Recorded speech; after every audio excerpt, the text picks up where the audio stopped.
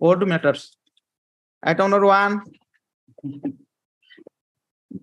None appeals the petition. Number 1 and 2 instruction. 2. My lord, I have Memos taken already, on record.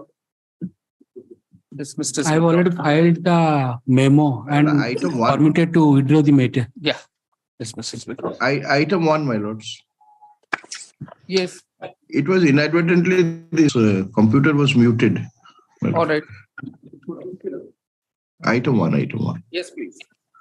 Actually, these matters have been assigned bench was hearing this matter. A batch of applications have been filed, but the my lord Justice Raman is aware of the fact Yes. that they were hearing it with my lord Justice on Justice Singh and Justice Raman were hearing some matters.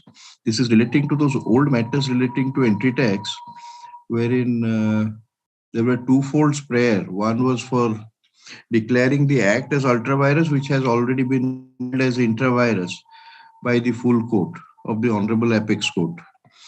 And the other part is that so far as the tax matter is concerned, all these admitted tax have been paid by the petitioners Correct. company. Correct. And so far as only the interest portion, so whether it will... It's already a batch. No? Your Lordship, this matter is infructuous. Your Lordship may kindly Correct. turn to the prayer. Correct.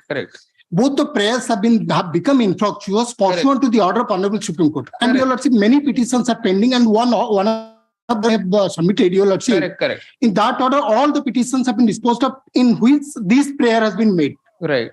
Since this 1/3 and Reliance Industries has already been disposed of by Honorable Supreme Court. Supreme Court. Correct. For the sake of submission, if he makes a submission, he did not serve me a copy of the counter affidavit.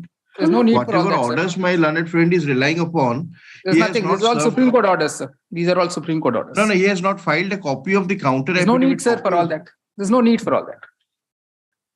You say the prayers in the present petition do not survive after the order passed by the Supreme Court on 28th March 2017 in civil appeal 6474-6798 of 2017, followed by the order dated 8 March 2018 of this court in writ petition civil 3853 of 2014, bracket Reliance Telecom Limited versus State of Orissa. Consequently, the petition is dismissed. But an interest portion to be kept open because that is being decided in a batch of applications. So far as virus is concerned, that has become infructuous because that has been decided. That is not here. It is not here, Your Lordship. All right. Suppose the interest is other party. Okay.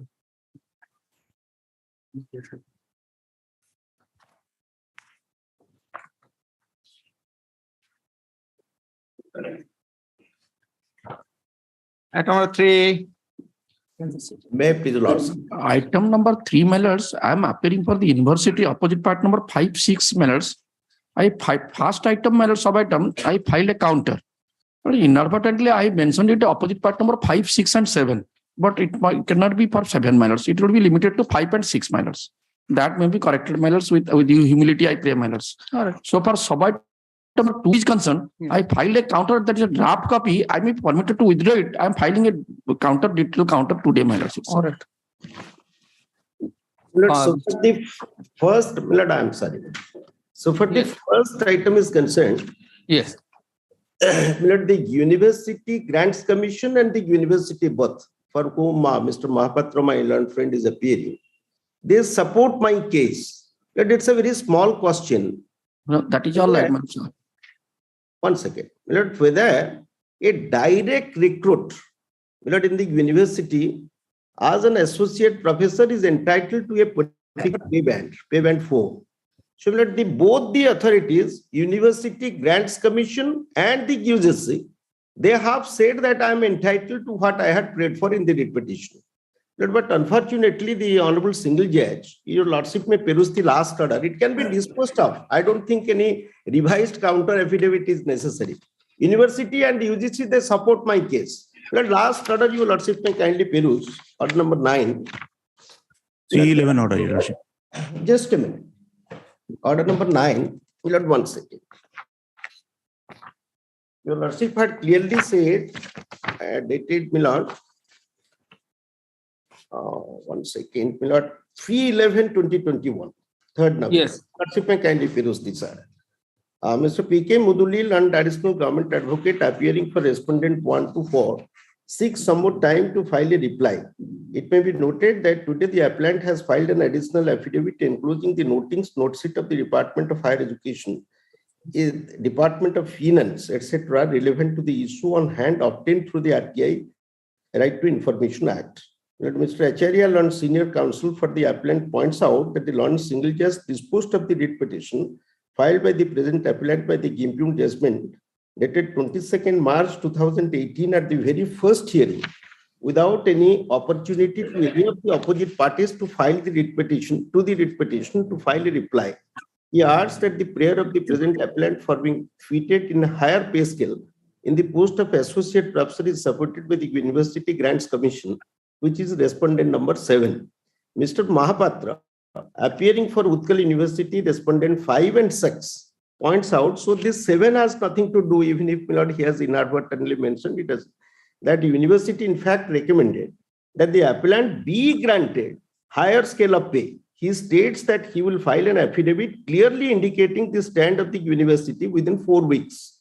Since no counter affidavit was filed before the Learned Single Judge, the court grants the state respondents 1 to 4 a last opportunity to file a reply, including a reply to the additional affidavit filed today by the appellant, not later than 4 weeks once. The finance department supports my case. RTI, I have given this. Right. University and the University Grants Commission, my lord, because that is in conformity with the UGC regulation for revision of pay on the recommendation of the 6th Pay Commission. So right. You may kindly turn to the counter affidavit filed by the university. Right. Your lordship would get it at the relevant flag C. At flag C. Yes, grateful. Your lordship may kindly, I'm just relying upon 3 paragraphs. That's at page 9. Your lordship would find. Right. That in the above backdrop, the state government is being approached for upgradation of pay scale in conformity with UGC for directly recruited readers. Millard, I am a direct reader in the Department of Statistics in various departments of Utkal University by the Vice Chancellor of Utkal University for such upgradation. The Vice Chancellor of Utkal University recommended to the respondent number 1 for redesignation and pay fixation of the appellant and other similar situated directly recruited teachers, associate professors in pay band of 37,400. So this would have been my pay from the date of my initial recruitment, because there is nothing called a post of reader. As the 2008 regulation of the UGC, Millard, these lecturers are redesignated as assistant professors, then Millard readers as associate professors and professors. There is a 3-stage, 3-tier gradation of post in the universities after 2008. The appellant being a direct recruit as per mandate of rules 2010. That's framed by the UGC, followed by the state government, is entitled to pay band of 37,000 so and so in consonance with the Orissa revised scales of pay for university 2010. Against the it is very clear. So in the above, next, against the above backdrop, it is submitted that the appellant has been directly recruited strictly in consonance with the UGC regulation and the eligibility requirement as laid down in the advertisement read with the UGC regulation 2010. Further, the Vice Chancellor having recommended for the upgradation and fixation of pay of the readers directly recruited pursuant to the advertisement by the Utkal University in the pay scale of pay band of 37,400 with the AGP 9,000 following the provisions of Orissa Universities Act 1989. In the instant case, the appellant who falls into the first category of having been recruited directly in terms of the rules and regulations framed by the UGC is therefore entitled to pay band of 37,400 from the day of appointment as reader as associate professor. They made the advertisement because that notification was not being advertised. Readers, there is nothing called a post reader. Advertisement also clearly indicated that steps are being taken for upgradation of the pay scale. University says so, UGC also will not say so in its counter. If your lordship, that has taken note of your lordship in the previous order. It is only submitted that rule 7 will not para 17 of the counter again I am reading. Only 7-8 paragraphs would suffice, Millard. The same thing up to para 21, if your lordship would go through, the same thing the university has reiterated time and again. I don't think there is any. No, so the only opposition is from the state government. State government, my lord, has not properly read it. They have misread because they can deviate from the section 26 mandates, my lord. They can't, my lord, take it because this is a university. No, the stand seems to be that the UGC norms are not binding on the state. No, they have adopted it, my lord. No. The reply of the state, have you referred to that? No, they have said, my lord. The state government has adopted it. They can't make a departure, my lord. I don't know, maybe I'm reading it differently. If you can come to the state government's affidavit, please. No, your lordship is right, but your lordship may turn to page 71. They have adopted it. They have taken, my lord. No, I'm only referring to the affidavit, sir. That's correct, my lord. That is not correct. The university, my lord, UGC says this is the rule. University is the recruiting authority, not the state government, my lord. They have to only, my lord, they can't oppose. University, my lord, is my employer. They made the advertisement. Advertisement clearly indicates that there is nothing called a post of reader, that also the government can dispute. Come to para 48 of the reply filed by the state, sir. Internal page 21. Yes, my lord.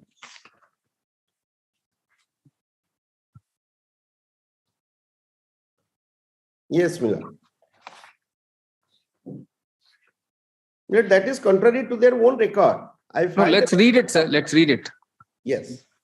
Your lordship may that particular 48. Internal page 21. Actually, that counter is missing from my file. I'm outside Orissa. So can your lordship keep it to Monday? So that because the whole brief is not with me, I'm bringing it in fact, Delhi, in fact. All so, relevant pages I have, but that's the main issue to be settled, sir. That's the main issue. In fact, if I'm assisting my learned senior in the second matter, I'm there before your lordship. If I may assist your lordship, if your lordship sees page 69 of the writ application, writ appeal, their own stand, they have adopted. If your lordship sees, they have adopted, Miller. Page 16. Your lordship is. I'll just place the proceeding of the, in fact, page 69, page 74 of the writ appeal. Page 69 clearly states Orissa revised scale of pay for university teachers, UGC scale of pay, my lords. That's the keyword, my lords. Secondly, the notification itself says that with regard to UGC, they have revised the pay scale as per UGC. And at page 74, if your lordship sees of the writ appeal, lordship has page 74? Yes. Page 74, there's a proceeding of the state government. If your lordship sees the serial number, yes. Page 74, serial number at the bottom, your lordship sees 4 and 5. 4 and 5. Yes. They have adopted, my lords. It's a clear case. They have gone contrary to the record, as my learned senior just pointed out. They have adopted that. The proceeding of 28th of August 2014 presided by the Principal Secretary to Government Department of Higher Education. And that part, if your lordship kindly take note of the fact that at page, if your lordship sees pages 87, pages 87, 88, university as defined under the Odisha revised pay scale, Jagannath University, they put an advertisement way back, 2014-15, age 87, 88. They have also adopted the same regulation in the advertisement, my lords. Same regulation has been reflected in their advertisement. Now even the Fakir Mohan University has 105 page, 105 and 106. There also they have done the same thing. They have adopted the UGC regulation. Now the state is turning around. They are trying to assign new reasons in the affidavit, my lord. That cannot be. They are retracting from the previous stand. They cannot turn around. Mohinder Gill applies straight away. Let's turn to the judgment. Page 130, annex of. Yes.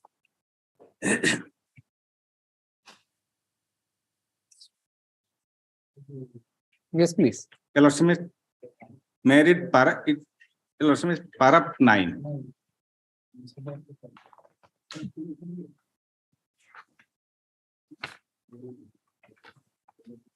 Submission of Learned Council for the picture by referring to notification dated 15/2010 as contained under condition number 7.3 that fixation of pay readers who were selected strictly in accordance with the rules and regulations framed by UGC and who are in the post of readers and have completed 5 years of service after 1st January 2006, their pay will be fixed at the minimum of 37,400 it contains that there are two parts of the order in between regulation framed by the UGC and who are in the post of it to read as separately.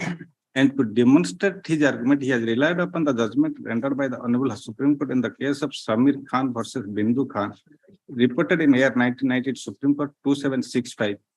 This court, after going across the fact of said case, has found that the same was in respect to the provision of Order 39 Rule 1 and 2A CPC 1908, which contains the provision to grant temporary injunction, where the Honorable Supreme Court, by interpreting the word may also in Rule 2.1, has interpreted that is additional to attachment of the property of the opposite party. But here in the provision as contained in Rule 7.3, there is no insertion, and may also, rather the wording is that fixation of pay readers who are selected strictly in accordance with the rules and regulations framed by the UGC and have completed 5 years of service, meaning thereby if appointed as a reader in portions of the rules and regulations framed by were in the post of reader for a period of 5 years, then the only benefit of pay scale attached to the post of reader shall be given. Hence, the judgment is that upon the set is not applicable to the facts and circumstances of the case. No, that is not correct. Just a minute. Yes, let me complete. No, let him finish, sir. Let him finish.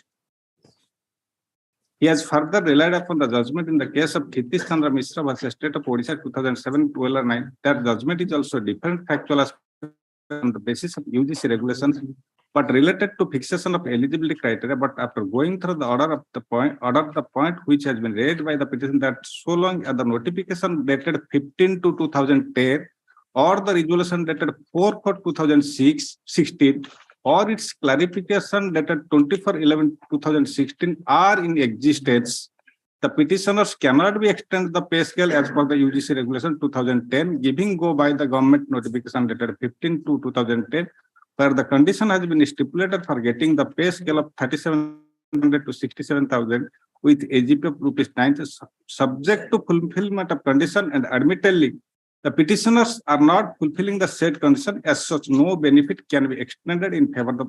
But this point has not been raised before the court in the case of Chitendra Narayana Mishra. As such, the said judgment is not applicable to facts and circumstances. On simple ground that what are the conditions that they are not fulfilling? Sorry. What conditions are they not fulfilling? That they have not completed 5 years. No, that's not the. Well, he is like perhaps he is misplacing. Let me just not yes. Lord, I am a direct recruit. Just a minute, please. Let me. There are you have completed. My lord is asking me. What is the advertisement and what is our notification? The Lord's is advertisement page 75.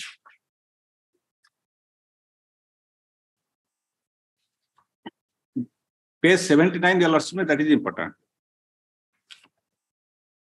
The advertisement is in respect of the post of reader, your Lord's that is Lord's 15,600, 39,100, AGP 8,000. Where is it, sir? Sir, page 77. 77. Yes, at the bottom, Roman 3. In fact, it's an extract of the UGC regulation. Yes, correct. Literally the exact replica of the UGC regulation. No, where are you reading? I'm page 79. This is my 79. Probably having the second brief. I'm holding fast the brief. Let's go to 79. Yes, where in 79? The scale of payment. There you also may say 13,600 to 39,100. That's the old one. Perhaps my friend is not properly instructed. That's the reader, old one. Unrevised Miller. That is as per what you have next that document. I am reading that document. Please. Then, my lord, yes. Lords may ship the notification letter 4/2016, Annexure 7, page 82.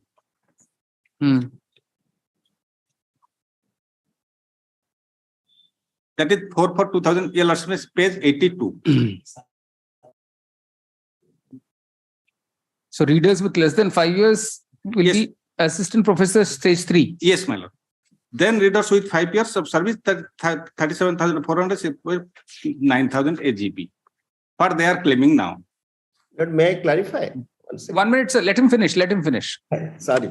When was the appellant appointed? In 2015, man. 15.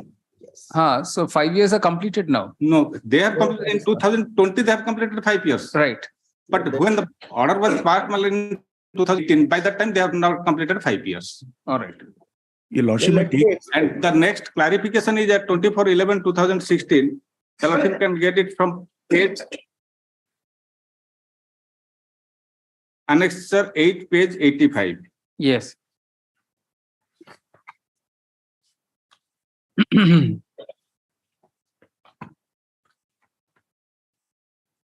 Your Lordship, clause 3. Hmm.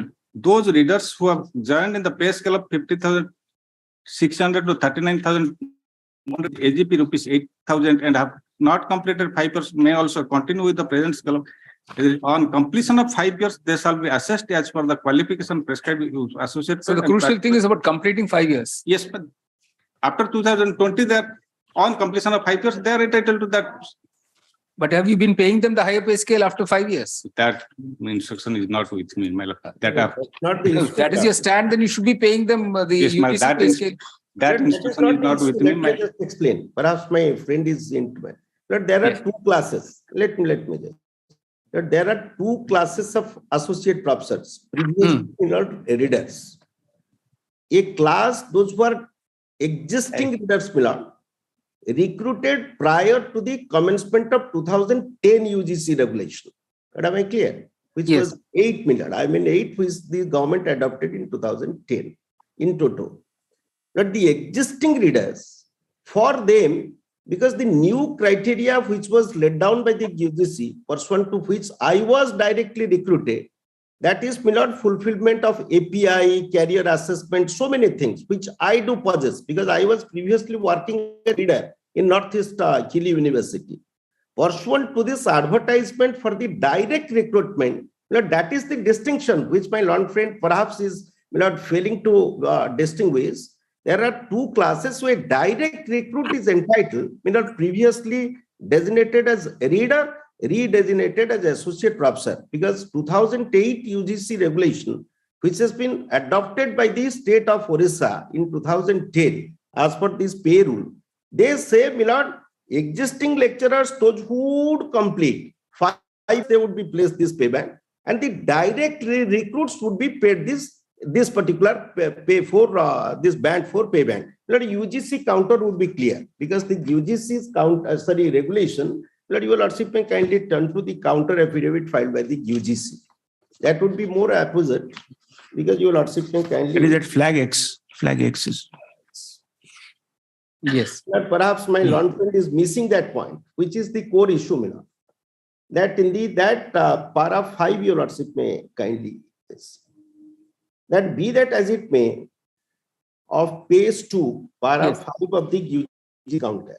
That is be that as it may, it is respectfully submitted here that in the year 2010, UGC in exercise of powers conferred under clause E and G of subsection 1 of section 26 of the Act, framed its principal regulations called University Grants Commission Minimum Qualification for appointment of teacher and other academic staff in university and colleges, and measures for the maintenance of standards in higher education regulation 2010. This said regulation came into force with its publication in the official Gazette of India on 8/18/2010. In the year 2013, clauses 6.0.1, 6.1, table 1, category 1 to 3 of appendix 3 of the principal regulation stood amended and substituted respectively in the amended regulations notified in the Gazette of India on 13/6/2013, that the issue involved in the present litigation originates from an advertisement dated 22/6/2015 issued by Utkal University. The present respondent number 5 inviting application for post of readers. The eligibility criteria as stipulated in the said advertisement was the qualification meant for associate professor as contained in the UGC regulation 2010.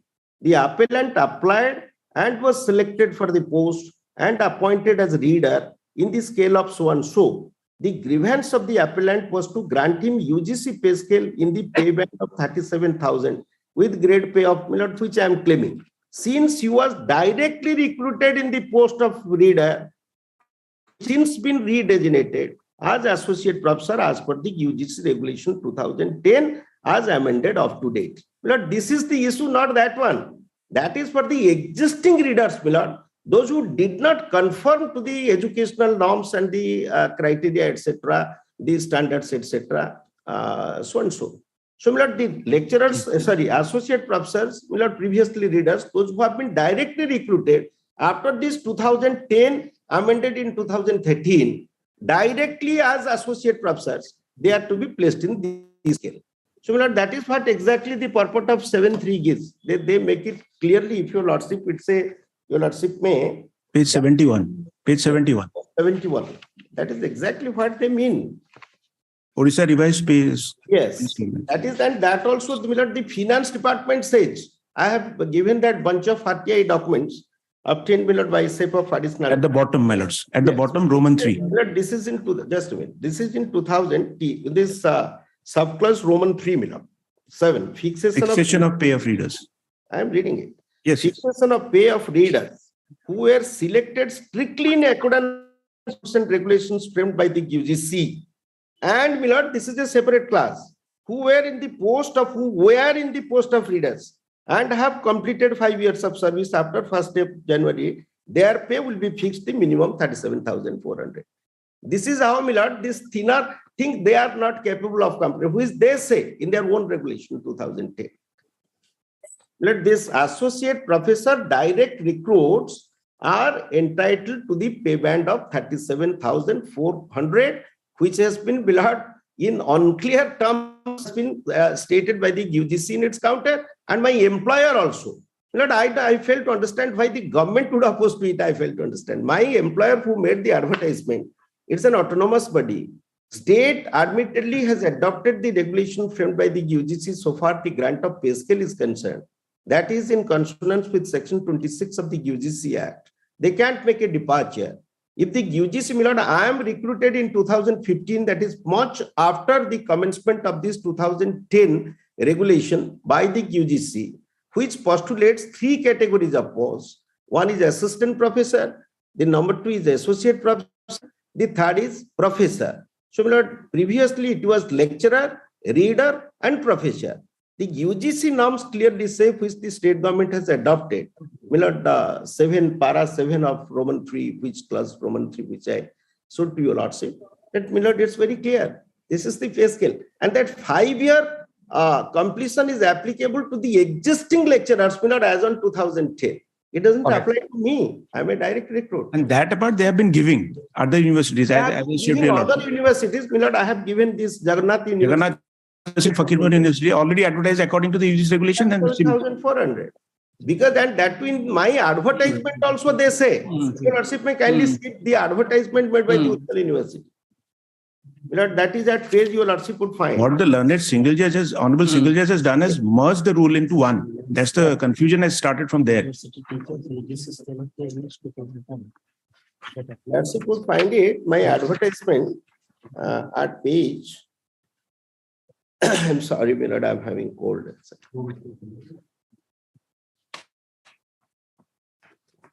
Advertisement page, page 75. Page 75, yes. But it says that these steps are being taken for the updates.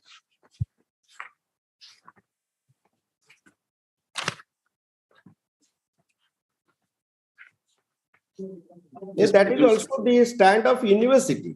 Para 17. Yes, that we've seen.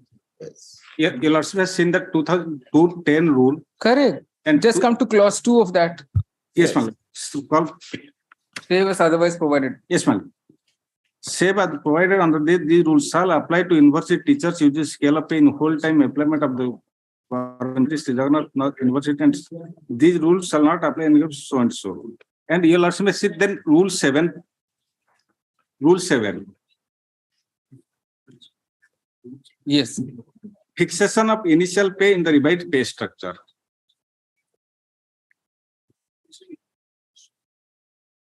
Yes. You'll also see rule 7.3. fixation of pay readers were selected strictly in accordance with the rules and regulations framed by UGC and who were in the post of And stop here, please. That's right.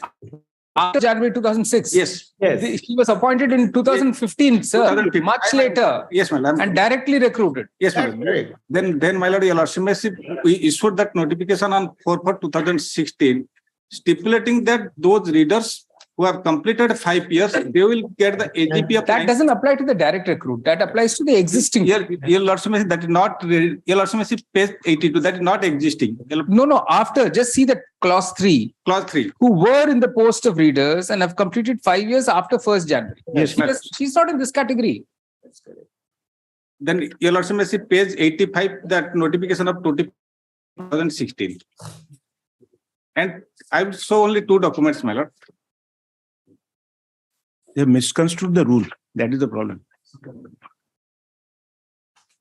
Election question of redesignation of lecturers and readers of university and colleges of the state was under active consideration of the government. After careful consideration, the state government. Where are you reading, sir? My lord, page 82, my lord. Yes. The question of So redesignation. this is what? This you've wrongly construed the 2010 rules. My, This is the problem, sir. This resolution is erroneous. No point in reading this resolution. This is what is at the challenge. That's correct. that is not the challenge, my lord. Yes, yes. But Yes, this is yes, your that is mistake. true, This madam. mistake has occurred because of this resolution, sir. This resolution is not consistent with the rule.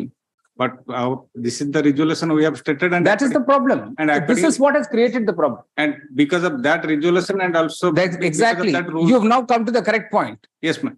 Because of this resolution, all the trouble has started. Yes.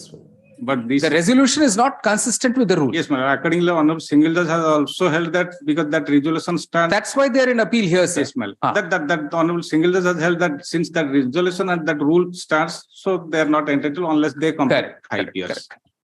All right. The challenge in the present writ appeal is to a judgment dated 2018 of the learned single judge, dismissing the appellant's writ petition civil 1260 of 2018. Paragraph.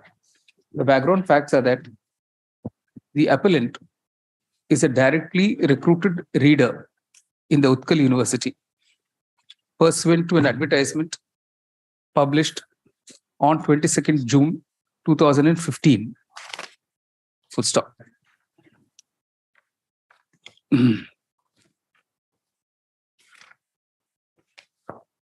This is, there were 2 appellants, 2 petitioners, and 2 separate appeals have been filed, is it? Yes, yes, madam. Yes, madam. Okay, then add this, put this common to both the writ appeals. Both appellants applied pursuant to the advertisement issued on 22nd June 2015 by the Registrar of Utkal University and were directly appointed as readers in the scale of pay of rupees 15,600-39,100 plus 8,000 AGP. Full stop. The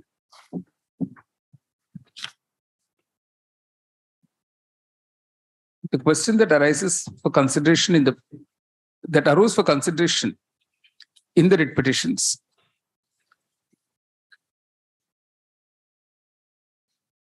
was whether the appellants were entitled to the bills of pay as determined by the University Grants Commission regulations of 2010. Question mark. It must be noticed at the outset that the aforementioned 2010 regulation came into force with effect from 18th September 2010, superseding the earlier regulations of 2000. Full stop. As far as Orissa is concerned,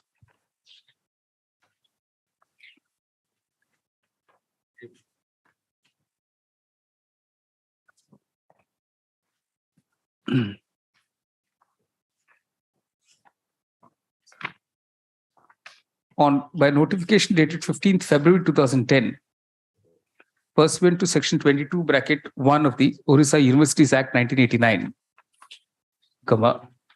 the Orissa revised scales of pay for university teachers, bracket, UGC scale of pay, bracket, rules 2010 were framed, and they were deemed to have come into force on 1st of January 2006.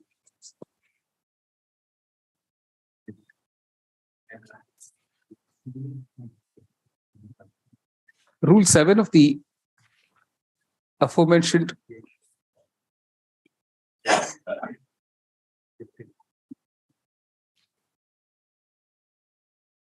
rules of 2010 are relevant for the purpose of the present appeals and reads as under, take page 71, the whole of Rule 7, including notes, 5 notes, paragraph. Immediately relevant for the present case is Rule 7, bracket 1, bracket Roman small 3, which applies to persons who were in the post of readers, who were already in the post of readers and had completed 5 years of service after 1st January 2006. Full stop. In other words, the above Rule 7, bracket 1, bracket 3 was not meant to apply to direct recruited readers who were going to be recruited after 2010. Full stop. Even in the beginning, in Rule 2 of these rules of 2010, it is clearly provided that, open quotation, these rules shall apply to the university teachers, bracket UGC scale of pay, bracket in whole-time employment of the Utkal University, Berhampur University, Sambalpur University, Sri Jagannath Sanskrit Vishwavidyalaya, North Orissa University, Fakir University, and Ravenshaw University, unquote. Paragraph.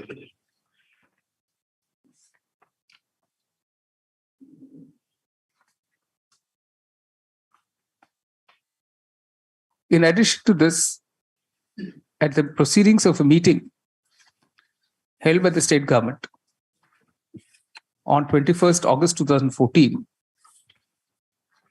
in the presided over, which meeting was presided over by the Principal Secretary to the Government, Higher Education Department, it was decided to adopt the aforementioned UGC 2010. Full stop.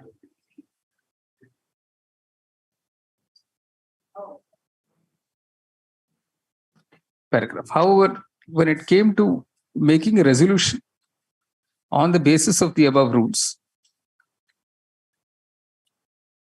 a resolution on the Department of Higher Education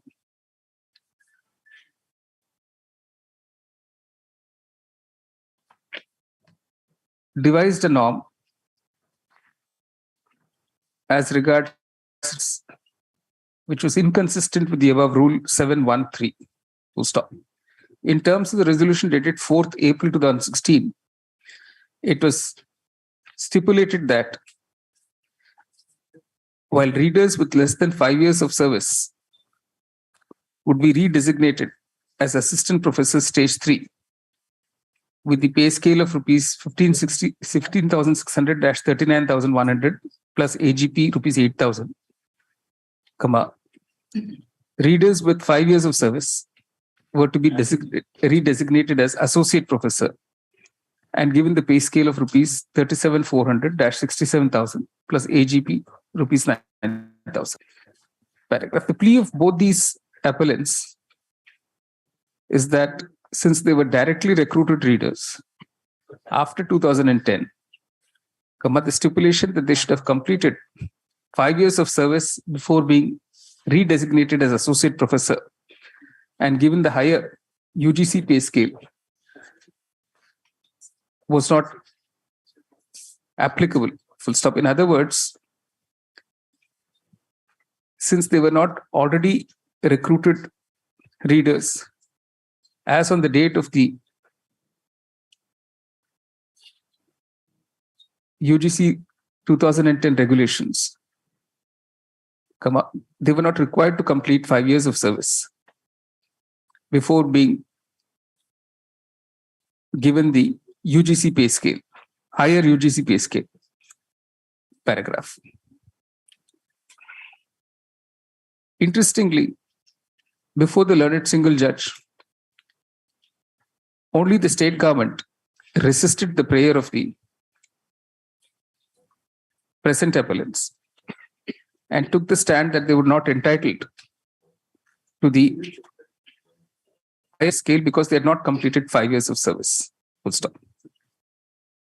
The learned single judge in the impugned judgment appears to have accepted the above plea and referred to the resolution dated 4th April 2016 in declining the relief prayed for by the petitioners. Paragraph. As far as the present appeals are concerned,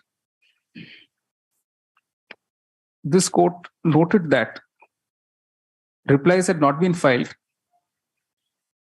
by either the UGC or the Utkal University in the writ petitions and required them to file separate affidavits to confirm the respective stands by an order dated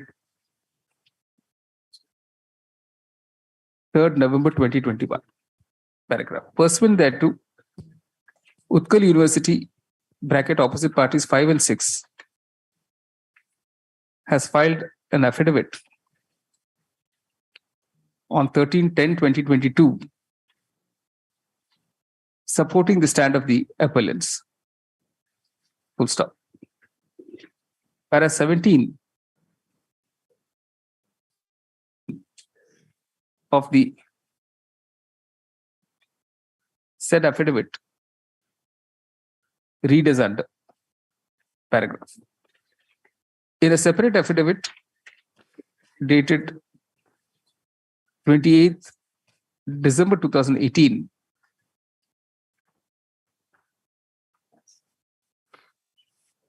in the present writ appeal, UGC again took the stand supportive of the appellants. Full stop.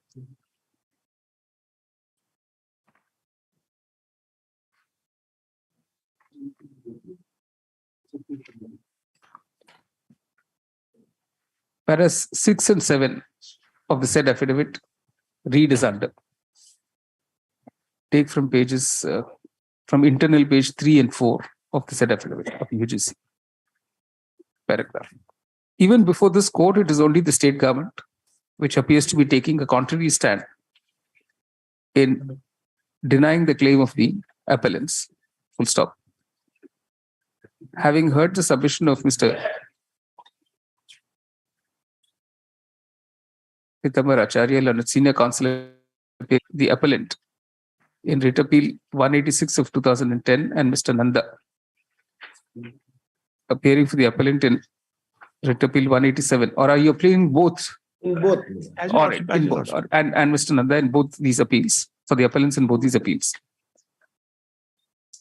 Mr. Mahapatra, learned standing counsel for the Utkal University. And Mr. Kundiya, learned counsel appearing for the state. Disturb for 1 minute, minutes. The second affidavit, I filed wrong affidavit. I may be permitted to withdraw, and I will ask affidavit in respect of the second affidavit. All right, I'll just add a line there. The court is of the view that the resolution dated 4th April 2016 of the state government was under a misconstruction of the UGC 2010 rules as applicable to Orissa, which have been extracted herein before. Full stop. Clearly, the stipulation that readers should have completed 5 years of service was not meant to apply to readers directly recruited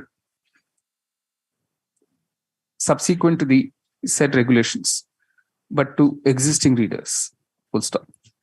It was this mistake that crept into dated 4/4/2016, which has resulted in the state adopting a stand contrary to the 2010 regulations. Full stop.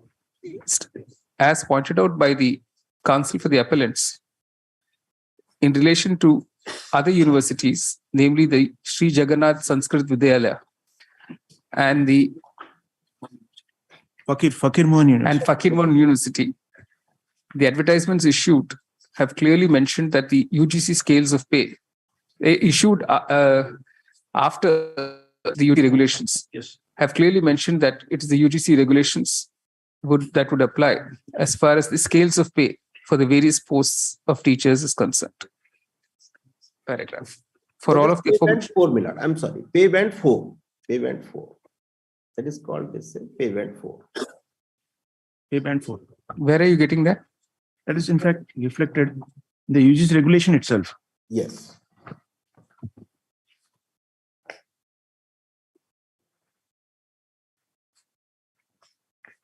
That is in the appendix.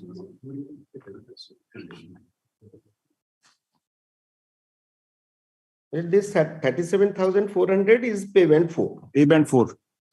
Right. For all of the aforementioned reasons, the court sets aside the interim judgment dated 22nd March 2018 with a single judge. And while allowing the prayers of these two appellants made in their respective writ petition civils 1260 and 1261 of 2018, directs that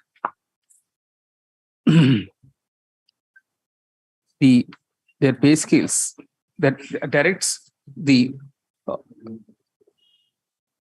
Vice Chancellor, directs the Utkal University to fix their scales, respective pay scales in pay band 4, bracket 37,400-67,000 plus AGP 9,000 in terms of Appendix 1, Appendix 3, Table 2C of the Orissa rules of 2010, with retrospective effect from their respective dates of appointment, with all arrears and consequential benefits.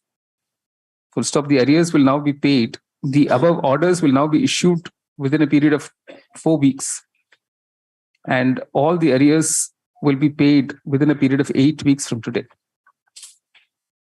So, the writ appeals are allowed in the above terms. Obligement. Just add a line at the outset. Mr.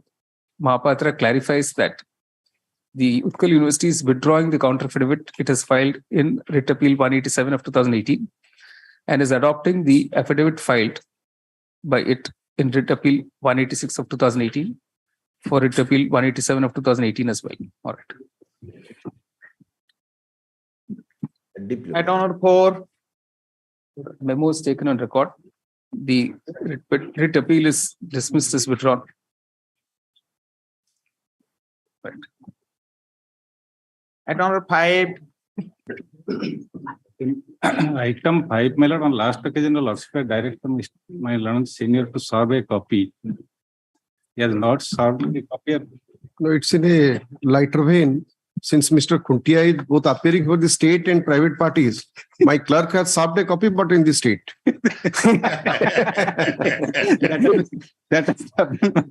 So, one just request. One judgment challenge in every case. If Mr. Khuntia can accommodate with the same judgment challenge before your lordship, Lord, I can place it right now.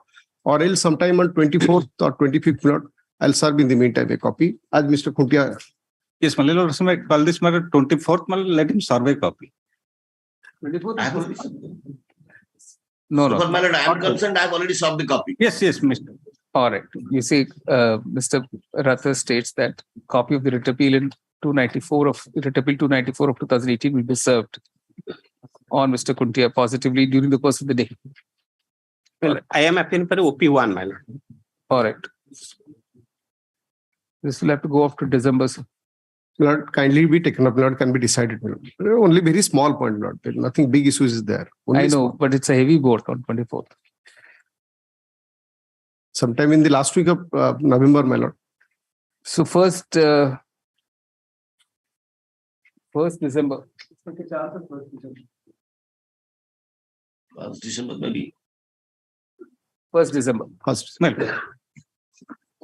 At honor 6. 7 times. 6 million. Last occasion has confirmed the interim order. Kindly speak in the mic, please. Yes, my lord. Last occasion, your lordship have passed the interim order which has been passed earlier. You clarified that it will continue. needs a hearing, my lord. Here it is a matter of termination, and the managing committee approached the honorable single judge, my lord. The single judge may lordship taking up a final disposal, then I will have the lord. Or it will take some time. It will take some time, is it? Oh, yes. Yes. And my friend is to support because the director has passed the order. Yes, yes. So he has to support. But The only thing is, my the lord, dispute between that private, the management committee and the. Yet the honorable single judge has confirmed the order of the director elaborately, my lord. Yes. But while disposing, remanded back to the matter to the very same authority whose against fraud and allegations has been there. That was not taken into consideration. That is why there is a slip, I think. And it has remanded the matter to the very same authority against whom there is a fraud, and they are part of records. And a party who comes to the managing committee, private managing committee, terminated, director conducted an inquiry in the appeal, confirmed that there is no procedure, nothing, even the order of termination is also not passed. Everything and deliberately, and there are certain reasons for which there is a discontent between the two parties, headmaster and the but the remanded matter that the very same authority following a principle which is not applicable. The lordship knows in some cases there is a violation of natural justice, or then it will remand back to the same position. So lordship may fix a date. I will show your lordship. All right. And for the managing committee list for final hearing on. Your lordship, I am for the managing committee, OP number 4, your lordship. I am for the managing committee, your lordship. The honorable single judge order, your lordship. Paragraph 9, your lordship, she has only challenged the remitting the matter back to the managing committee. That is what the challenge is. The rest part he has not challenged. The only part being why the matter being remitted back. And basing on 2013 decision, your lordship. That is my submission. That is my submission. That is the order was which was challenged by my friend, managing committee was upheld. But only there is a ignorance, though it's a part of record that for signature, they have taken for signature as if a notice has been issued and it has been received by me. That was not discussed in the order, though it was placed. And this headmaster against whom the allegation has been made, he was working in another school during the very same period in this school also. That was the inquiry report. And strong action against that, but that is also that is the hostile animosity. And he has forged the documents to students' school living certificate showing failed to pass. These are the things to be considered. These are factual allegations, your lordship. Not fact. And in read court, your lordship, that's why the honest thing. Everything is on record. The only thing is because of the factual allegations, your lordship. In absence of any order of termination, and the most important thing is the managing committee who take this order is nullity because there is no validity. That was also held. Interim order to continue. That is your lordship 13th February 2023. Call out. Your lordship made it absolute till disposal earlier. It has already made absolute in the last date. Call out the next matter, please. My lord. Item 7. In fact, after your lordship passed the order on last date, I inquired into those opposite parties proposed to serve copy on Mr. Ponda is died. He's dead. So I'll have to substitute them. All right. It is stated that 13 as well as 38 also. 2-3 people have died. some of the respondents have expired and applications will have to be filed for bringing their legal representatives on record. I'm doing it in a period of 10 days. Yeah, no, list on 14 February 2023. The needful be done in the meanwhile. Inspector. Item number 8. The interim order passed earlier. Interim order to continue. All right. Item 8, 414 days delay, my lord. There's a delay, unexplained delay of 413 days in filing the appeal. It shall not be precedent for other cases. All right. While declining to condone the delay and dismissing the appeal on that ground, the court clarifies that the impugned judgment of the learned single judge will not constitute a precedent. All right.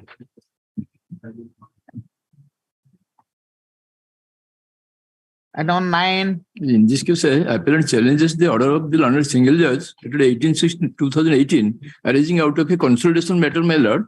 The sole grievance of the present appellants is that under section 6 of the Hindu Succession Act, the lady came into force that they will get the property just like a son only after 2005 amendment. But the lady who is claiming 1/3 share, her father died much prior to the date of that is on 4/10/2051, my lord. And Sorry? the 4/10/2051, the father 2051? 1951 died, my lord. Sorry, my lord. And the lady who is claiming the property right, she had also married before 1956 Act. So this point has not been there the London single judge. So also the commissioner in the court below, my lord. Have you served all the notice is not even issued? Oh, yes, no notice has been issued. Returnable. All right. Notice returnable 14th February. Right. Item 10. Defect be cured in the meanwhile, you say.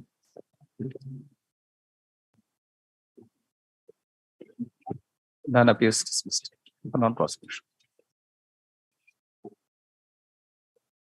10. 11. May I please, your lordships? My lord, the collector has the jurisdiction to initiate a proceeding under section 47A(2)(a) of the Indian Stamp Act, my lord. In the instant case, my lord, the respondent number 4, sub-registrar has initiated the proceeding under 47A(2)(a) of the Indian Stamp Act, my lord. That for which, my lord, the appellant filed the writ petition, my lord, challenging the jurisdiction and on the ground of limitation, my lord. And 47A(2)(a) to be initiated within a limitation period of 2 years, my lord. That is initiated much after 2 years. But you have a remedy of an appeal. Yes, sir. But we have challenged the jurisdiction as well as initiation of proceeding. That can be raised in the appeal as well, sir. My lord. All that the learned single judge has done by the impugned order dated 6th February 2019 in Writ Petition Civil 3764 of 2009 is to relegate the present appellates to the remedy of an statutory appeal against the orders challenged in the writ petition. Stop having heard learned counsel with the parties, the court is not inclined to interfere with the impugned order. Stop. The writ appeal is accordingly dismissed. Liberty may be granted to file the appeal, my lord. That's already, sir. My lord, my lord. Item 12.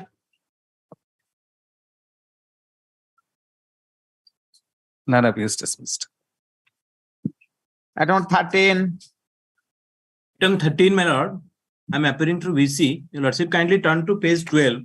Though the order is the learned single judge passed the order, the writ petition is not maintainable, but passed this order which without hearing us, an ex parte order, my lord. Lordship, kindly see page 12.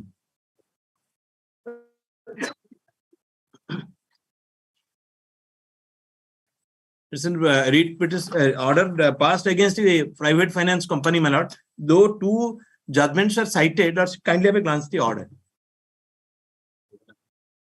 Page 12, page relevant is page 14. Relevant is page 14, lordship gets.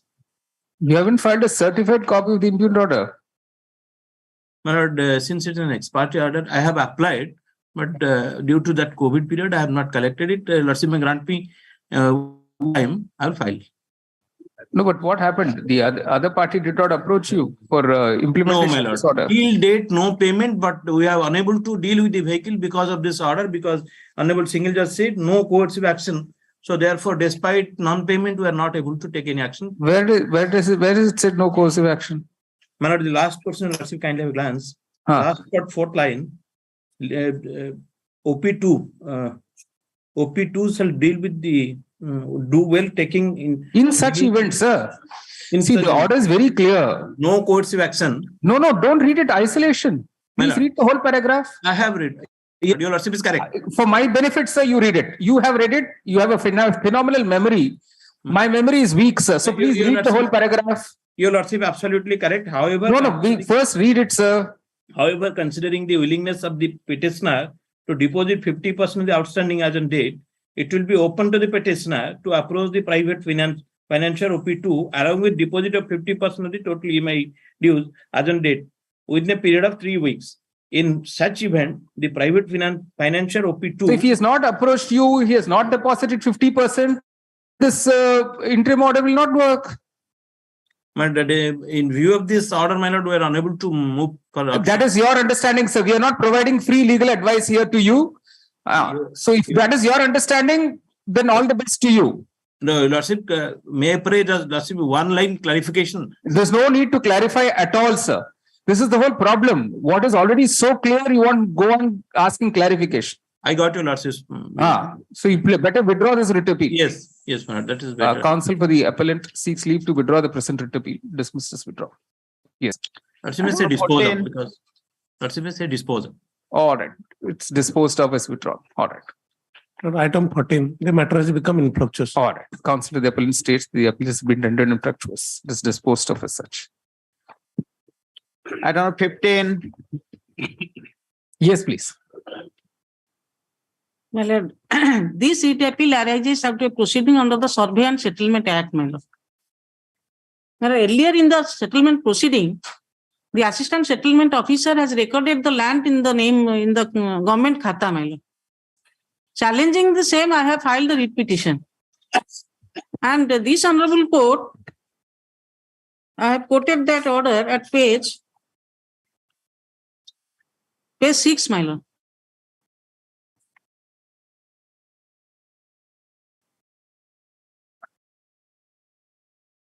Just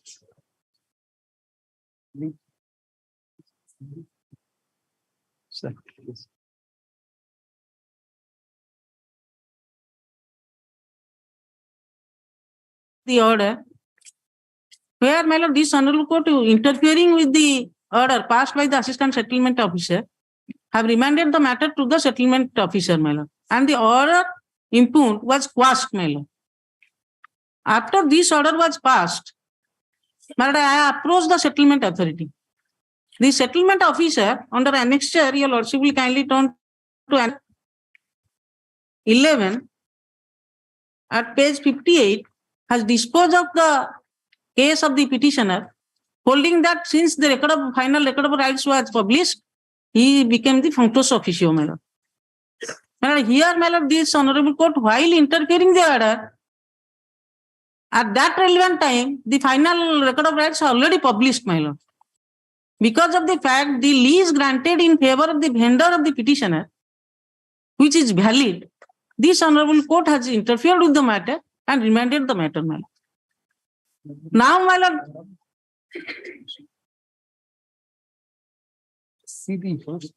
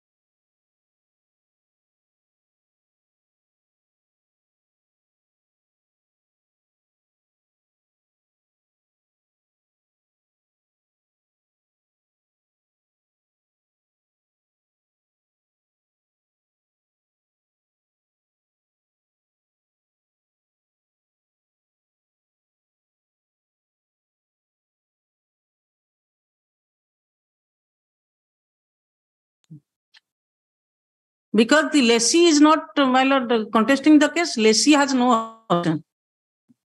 I have purchased from the lessee. No, but he may not have objection or no objection, but he's a necessary party. Without the lessee being made a party, I don't know how you can get this relief. My lord, here in the initial petition which I have filed, challenging the order of the original authority, there also I have not implemented the lessee, my lord. Because, my lord, the land has been recorded in the government khata, I have a grievance against the government, my lord.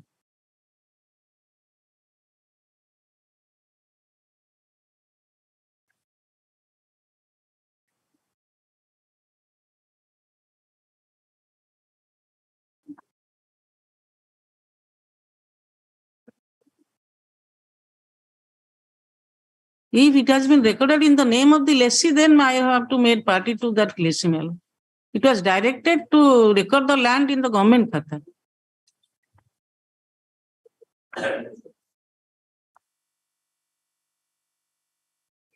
How can this man say once the order is set aside, how does he become functus officio? No, my lords, the first writ petitions, the order was passed in 2017, my lords. In the meantime, when the matter goes, my lords may take up page 57. That order is, my lords, 19/9/2018. My lords, in the meantime, the settlement, the final ROR has been published. Therefore, my lords, once the final ROR is published... No, but this man knew that this petition is pending before him. How does he go ahead and publish the final ROR? There was no stay on the...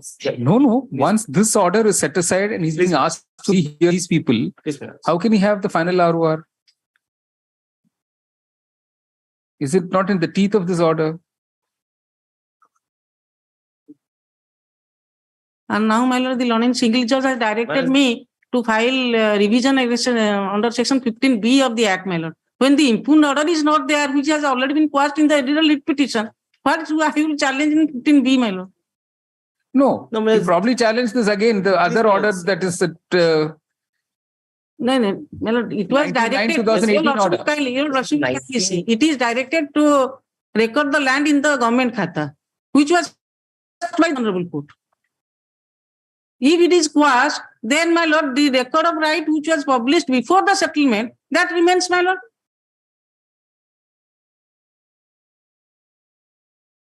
What was the date of publication of the final ROR? That I have given, my lord. 2013, my lord. 2013? My lord. Not 18? No. Oh, I see. Unless I'll have to take instruction. No need to take instruction, sir, because this has been pending since 2019. And I am citing some decisions of this Honorable Court. No. Give us the date of publication of the final ROR. Again. 19th March. My lord, Annexes. The record of rights finally published. I have categorically stated, my lord.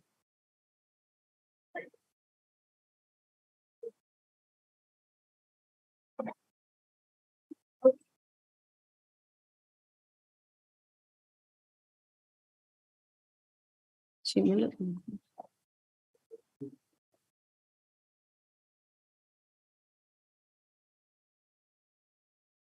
The exact date of final publication of the ROR.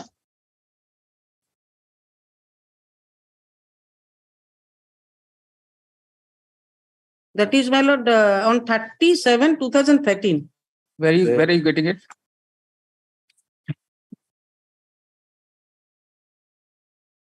Annex 9. Annex 9, my lord. No, this is something. Your lordship will tell after passed behind the so the final ROR published on 30/12/2013, paragraph 8, my lord. Of? Paragraph 8 of my writ petition, my lord. The final ROR was published on 30/12/2013, my lord. 30/12/2013. All right. Thereafter, this Honorable Court has interfered the order and quashed the order and remanded back. Correct. So once this court is remanded, there's no question of him now refusing to rehear the matter. All these facts are known. Yeah. Let it be remanded. Yeah. You see, the challenge in these writ appeals is to... This is a common order, it's a separate order. Separate order.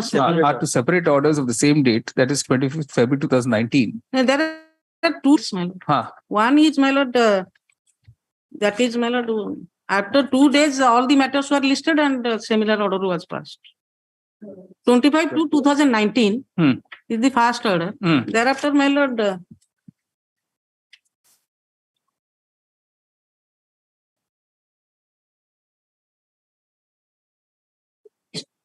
26/3/2019. Yes.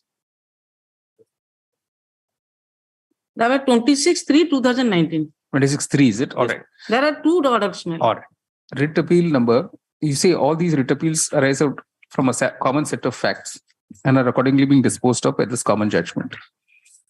Paragraph 39 of 2019 is directed against an order dated 25th February 2019, passed by the learned single judge, dismissing writ petition civil 926 of 2019 filed by the appellant. Full stop.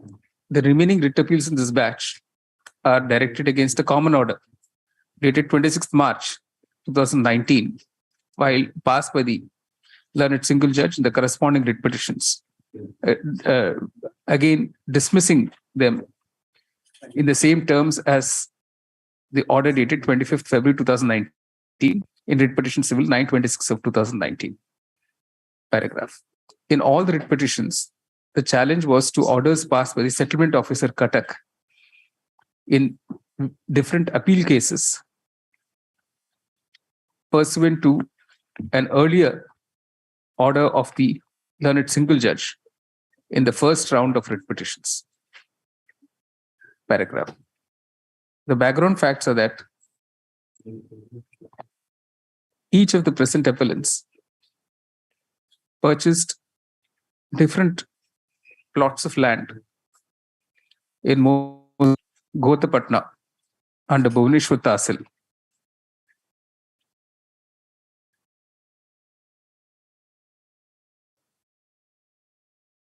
From vendors in whose favor apparently there were valid leases.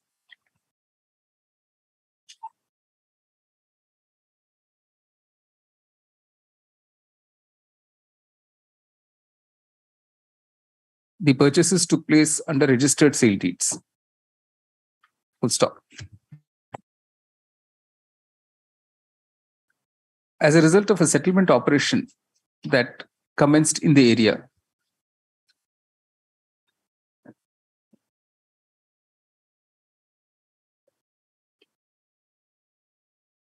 record of rights bracket ROR.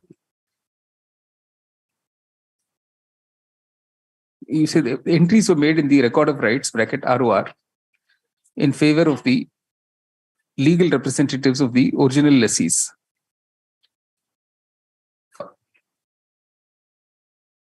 However,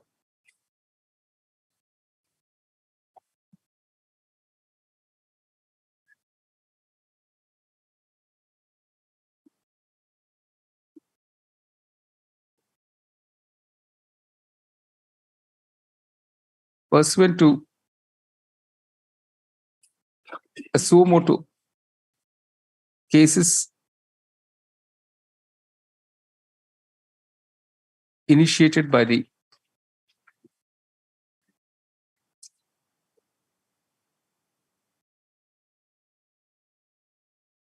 Assistant Settlement Officer, directions were issued on 30th July 2013 to record the ROR in the name of the government. To stop the case of the appellants is that this was done without notice to any of them. Full stop. Paragraph. This then led to the first round of writ petitions by these appellants before this court. Full stop. In one such writ petition, civil 3515 of 2017, filed by the appellant in writ appeal 139 of 2019, the following order was passed by the learned single judge on 2nd May 2017. Take from bottom of page 6 and the whole of page 7 of this writ appeal. Paragraph. Pursuant to the aforementioned order and similar orders passed in the companion writ petitions, passed in the writ petitions filed by the appellants in the companion appeals, the matters once again went before the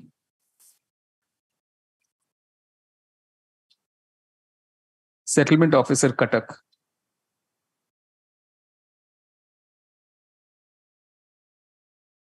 Full stop.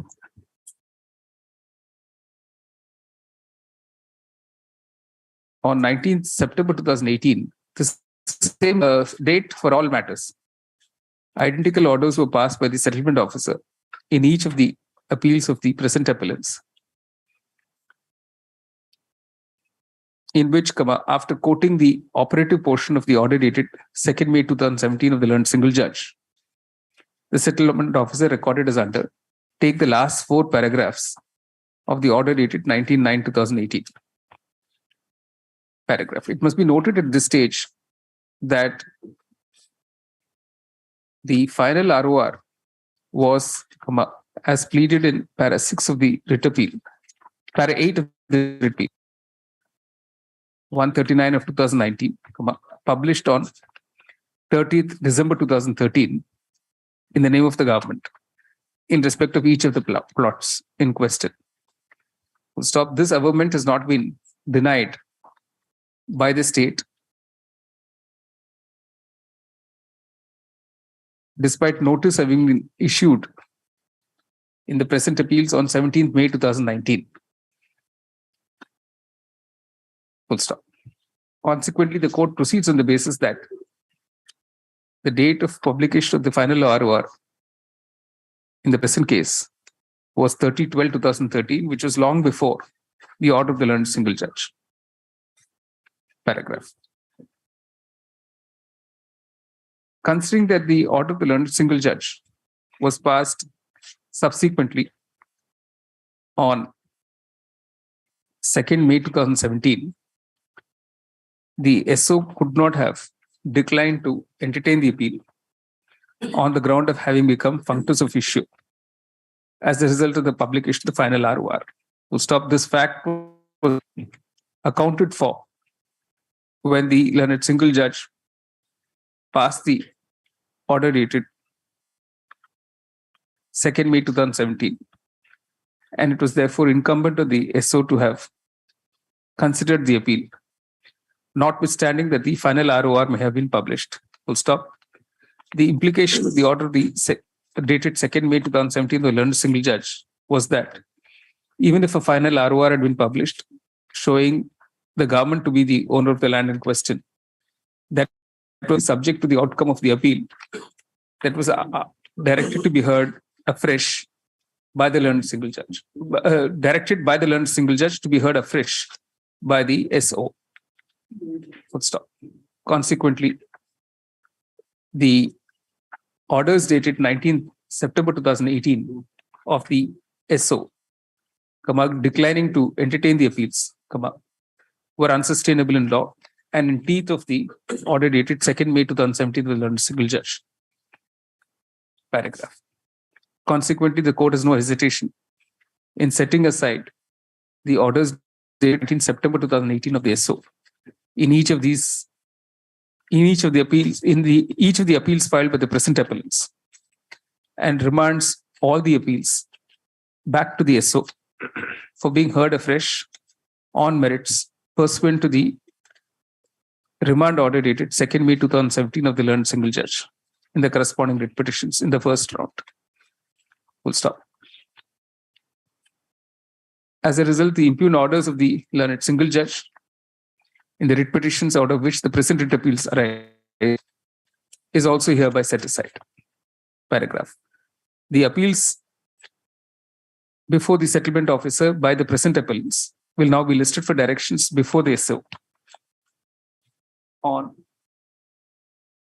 9th January 2023, on which date each of the appellants will appear either in person or through counsel. The SOs then requested to proceed with the appeals on merits and dispose of as expeditiously as possible till the disposal of such appeals, status quo as of date, shall be maintained. The appeals are disposed of in the above terms. Item number 16. This matter. Please. Delay. What's the delay? There's a limitation. Tell me the delay in this. Item 16. Please let me know how many days delay.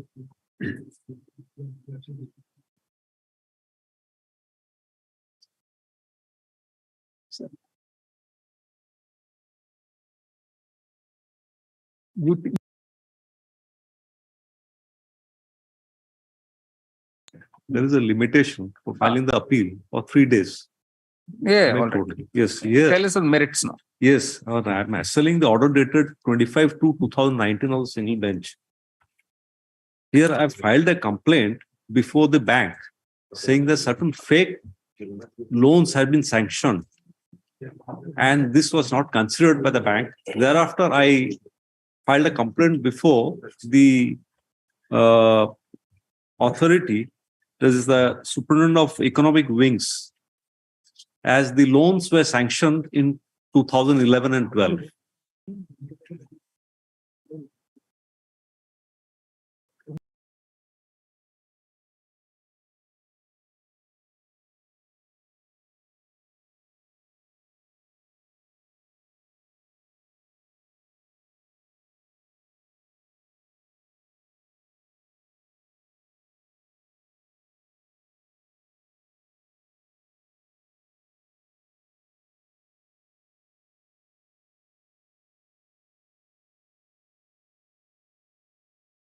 That complaint, and in view of that complaint, I approached this honorable court without any reasons has been rejected. 26, but so the nomenclature is probably familiar.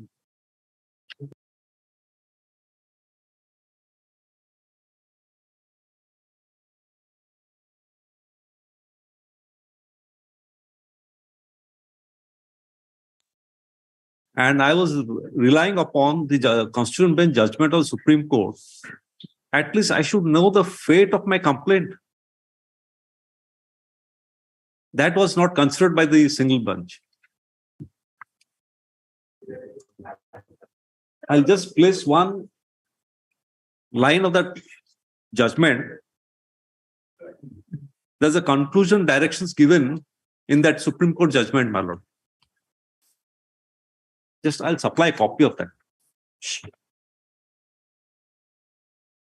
I just want to know the fate of my complaint, because this is a serious offense and these loans have already been sanctioned and lost to the state sector as well as the bank.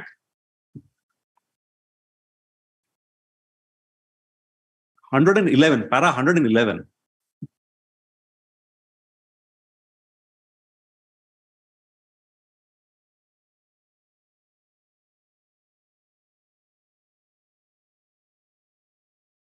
What is your locus?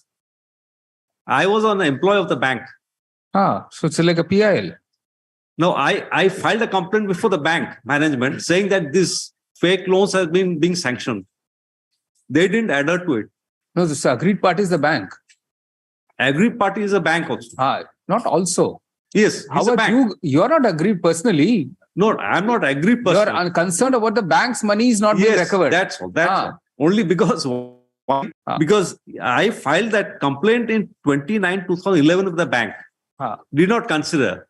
And they issued my show cause, charge sheeted me.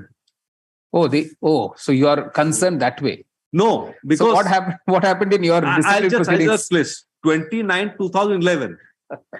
I filed it in 2015 before the competent authority saying that let these 4 loans be investigated. I have given the numbers. That was not what happened in your disciplinary proceedings. That they dismissed my appeal. My appeal was dismissed. I filed appeal and it was dismissed. No, you were dismissed from service. What happened? No, on that show cause which they have charge sheeted, certain they have deducted my pay, and that has happened.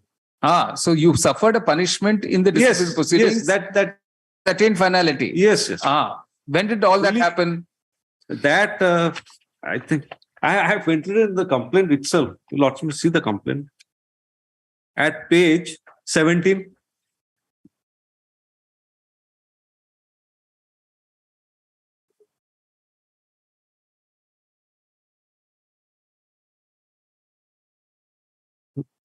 Last para.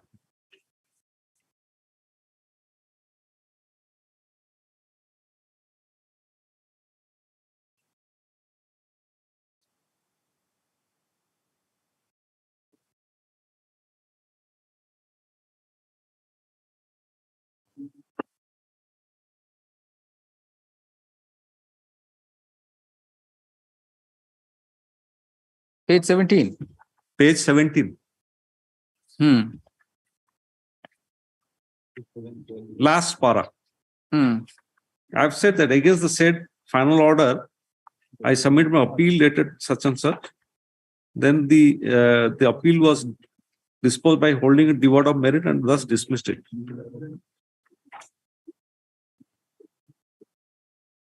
So this has something else. Dismissed it. That's all which has been. And this complaint was filed in 2015. I brought to notice on 29/2011. In the middle, I've stated, third paragraph, when I brought the matter to the notice of the manager of the bank and the visa as well on 29/2011, instead of initiating investigation into the matter, they issued me a show cause.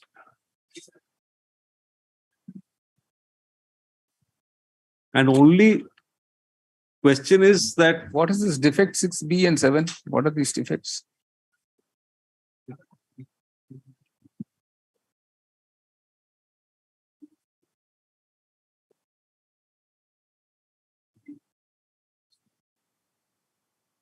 You say IA 241 of 2019. See, the delay is condoned. This application is disposed of. The defects in the main writ appeal, you say defect removed. You remove these two defects, whatever defects they are. Within a week, yeah, list thereafter.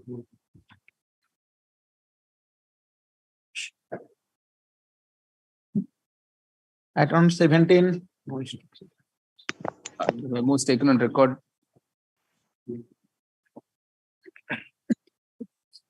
Counsel for the appellant says he has no instructions. Dismissed from office. Item 18. Item 18, my lord, this state's appeal, 318 days delay. All right. There's a delay of 318 days in filing the present appeal, which is not properly explained. Consequently, the court is not inclined to condone the delay. IA number 361 2019 is dismissed. Consequently, the writ appeal is dismissed. My lord, may I kindly indicate that with regard to question of law may be kept open. All right. Nevertheless, the question of law arising from the judgment under appeal is left open for consideration in some other case. Grateful. Item 19. Item 19. Item 19, sir, I'm the respondent and in person. Kindly wait, sir. Let me find out what is happening. Yeah. In item 19, on behalf of Senior Counsel SP Mishra, he has requested me to serve for an adjournment. He's in some difficulty today. Yes, Your Lordship. So, permission, I want to say today morning, certain development happened in between the counsel of the appellant and the counsel of mine. I observed since the 2019 writ appeal when filed, it is without stay order.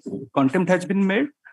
My sincere prayer, what I observed, every time 12 dates are gone, 12 times adjourned, and every time they have certain difficulties, madam. Sir, I have been terminated since last 6 years without job, me and my family with financial starvation. I have prepared my case well, and I have, I can submit my case. I am well acquainted. So he may not be given, it's my pressure. And last 6/9, your lordship had given time to them. Correct. And it is written, they have some difficulty. Every time they are giving, I'm Where is Mr. P.B. Mohanty? He has requested me on behalf of Senior Counsel SP Mishra. He has gone to medical perhaps. Because of some medical urgency. Mr. Mohanty? Mr. Mishra. Because of some medical urgency this morning, your lordship. Yes. My learned senior Sri SP Mishra is not available. Sir, I have NOC from my counsel. They have submitted. But it is clinical problem. We can't refuse adjournment. Sir, maybe this week. Also, I am confident I can submit on. No, I know. Sir, maybe next week, sir. Let's see, because the board is very heavy, sir. I can. Sir, it is in a very narrow matrix. A list of matters with dates.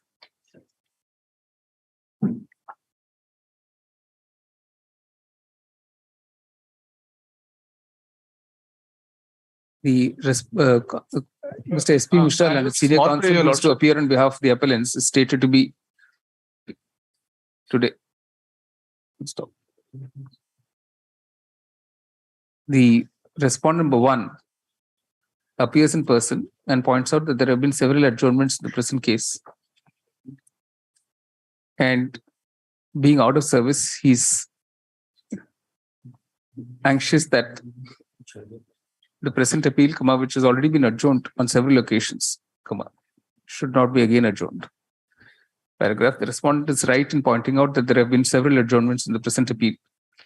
Also, however, considering that the request on behalf of the appellant, the request for adjournment on behalf of the senior counsel for the appellant is on medical grounds, the court is inclined, as a last opportunity, to grant the adjournment.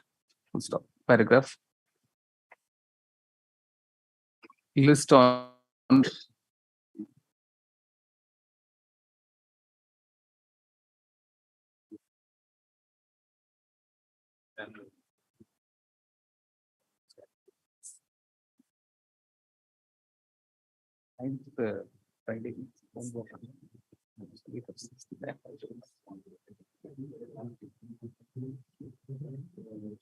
take a chance on 16th December 2022.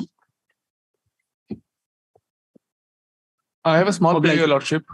For respondent, Mr. Rautray was appearing as he has taken NOC from the engaged. Our appearance may kindly be ignored. All right. Since the respondent has withdrawn the brief from Mr. Rautray, his name need not be shown in the cause list any longer. Sir, with your permission, may I pray? Sir, any earlier date? It's not possible, sir. We've been just examining. We have a list of matters here which indicates on each date how many matters are there. Thank you. Item 20.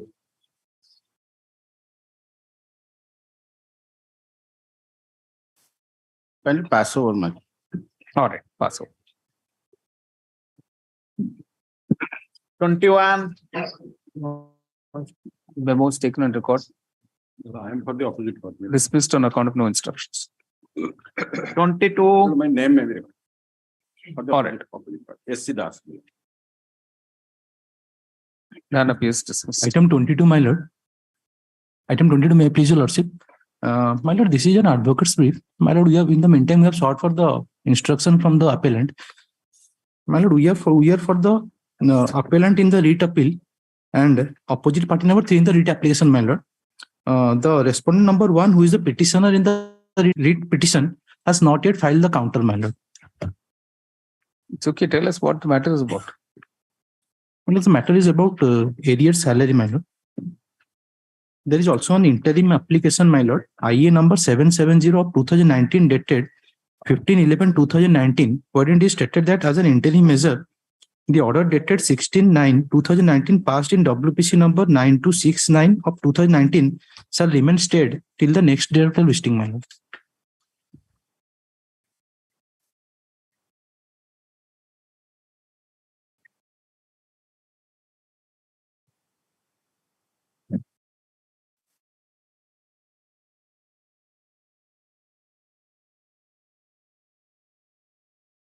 Have you served the respondent? My lord. Find out.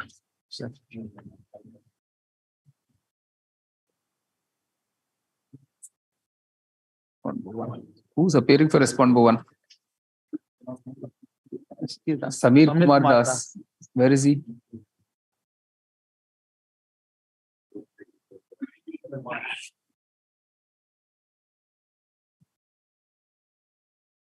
None is appearing on behalf of the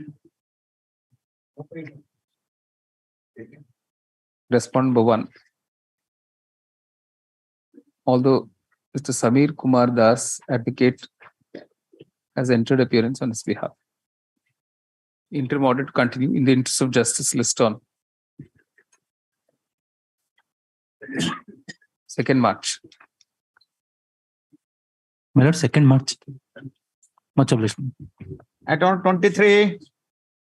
By item 23, as on behalf of Mr. Sahu, Mr. to pray for Lordship for an adjournment because of his illness, my lord, today. All right. Counsel to the appellant state to be unwell. List on 15th March. Item 24. Lordships.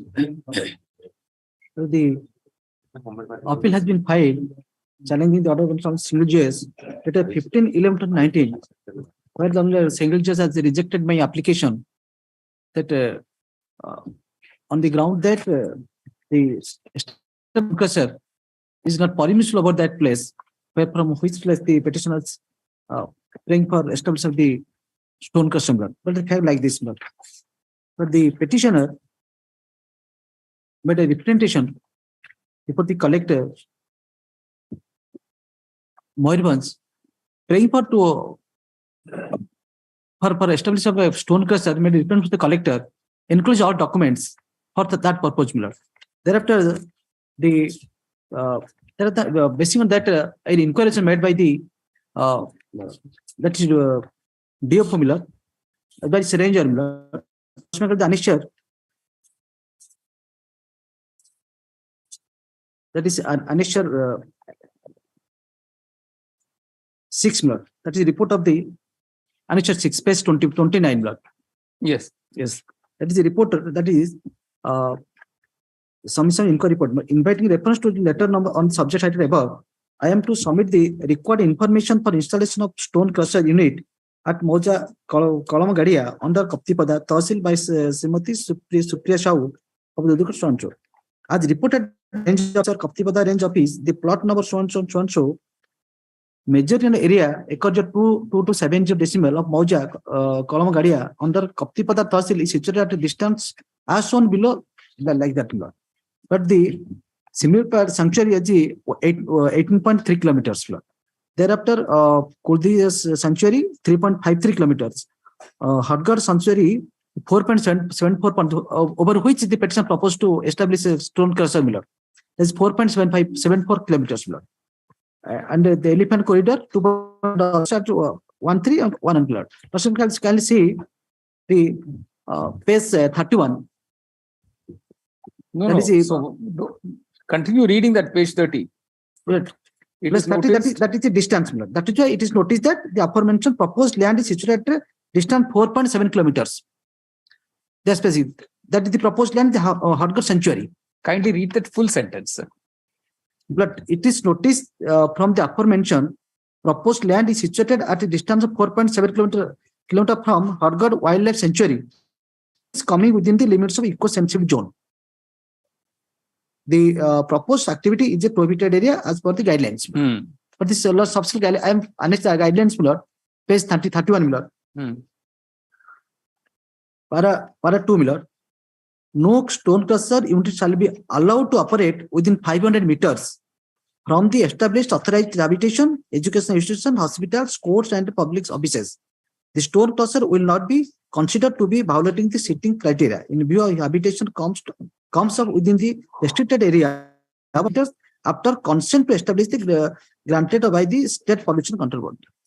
But the 500 meters, but here the distance is from my proposed land, that is 4 point. That is as far as the sanctuary is concerned. This 500 meters is from established authorized habitation. Yes, Lord. This 500 meters is very different, sir.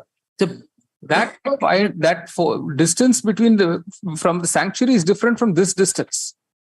This is all distances from authorized habitation, education institution, all that. But by 4.7 kilometers, 7.4 kilometers. That's right. It's quite distance. There is no, so there is something called an eco-sensitive zone. Yes, nothing is there. That is the no. They have filed a reply and they've enclosed something. But that is there. That is a sensitive area, but there is no sensitive blood. That is far difference from the proposed area. Court cannot sit in. There is no over that. Surrounding that, there is no obstruction blood. That is also held by the Sarpanch. I have got the NOC from Sarpanch also. All villagers, they have also said that. There is nothing. Kindly come to para 6 of the reply. Yes.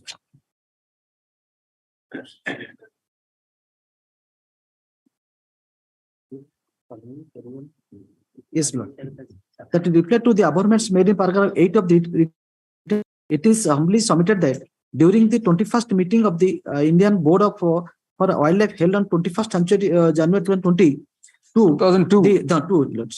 The National Wild Action Plan was adopted. This plan envisaged declaring the identified area around the protected area and the corridors as ecologically fragile under the Environment Protection Act 1986, whenever necessary. The board therefore adopted Wild Conservation Strategy 2002, where it was envisaged that the forest land falling within 10 kilometers of boundaries of the national parks or wildlife sanctuaries should be notified as eco-fragile zones under Section 3B of the Act 1986 and Rule 55 of the Rules and 86 framed thereunder. Admittedly, the site on which the appellant sought to set up a stone crusher unit was within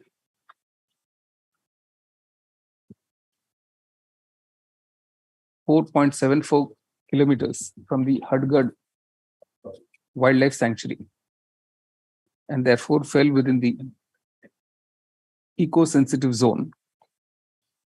Full stop. Paragraph in the counter affidavit filed in the present writ appeal.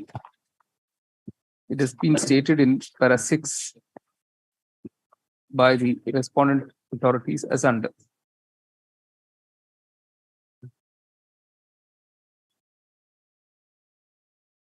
Take the first paragraph.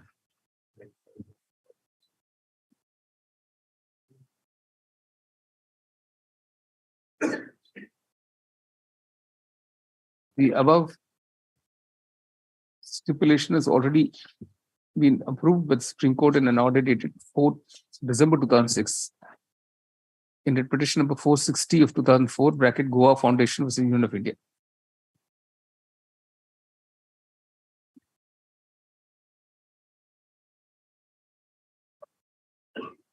Paragraph.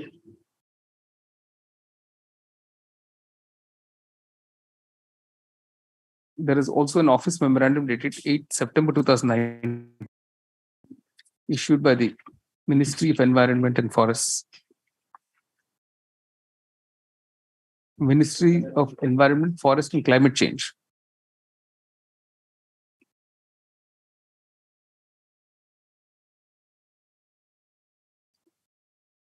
Setting out the detailed procedure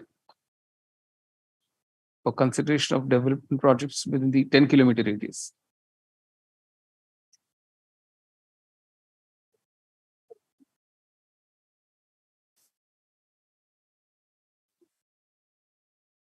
Paragraph. In the circumstances, the court is not inclined to interfere with the impugned order of the single judge.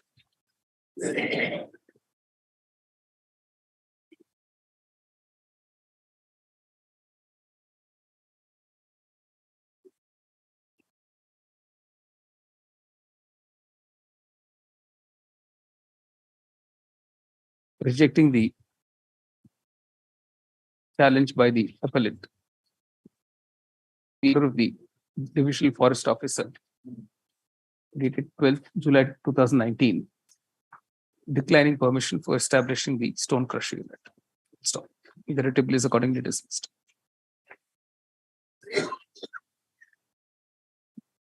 Add-on 25. Permitted to withdraw, Your Lordship. Counsel, the appeal seeks leave to withdraw the present appeal. Dismisses withdraw. Add-on 26.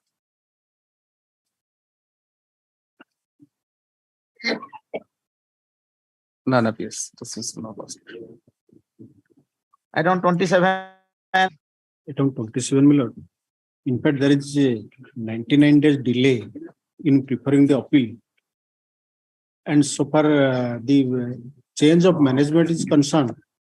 In fact, I pray a short time so that take instruction because it is a matter relating to promotion.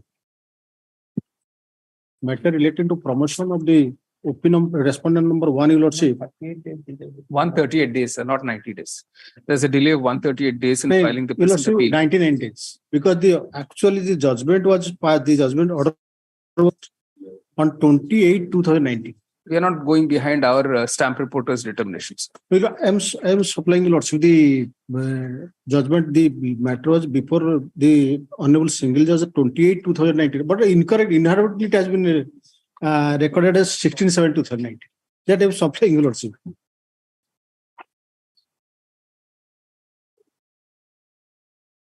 Even 99 days is a lot. According to the registry, the delay is 138 days. According to the appeal, the delay is 99 days. 99 days. Either way, the delay, the reasons put forth by the appellate for continuation of delay are not convincing at all.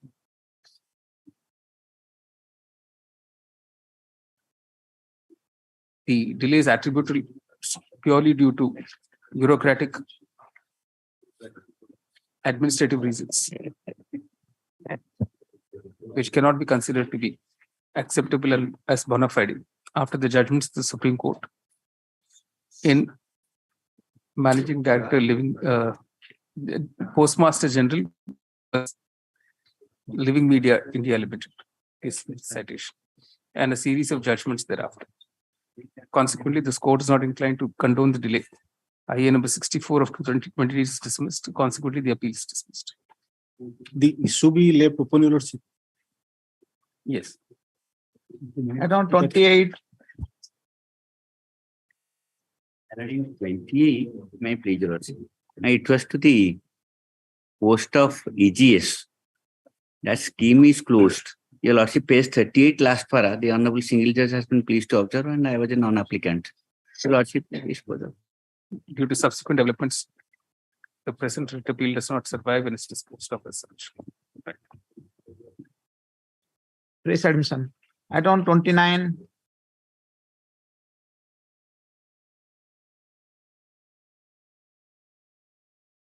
May I please, your lordship.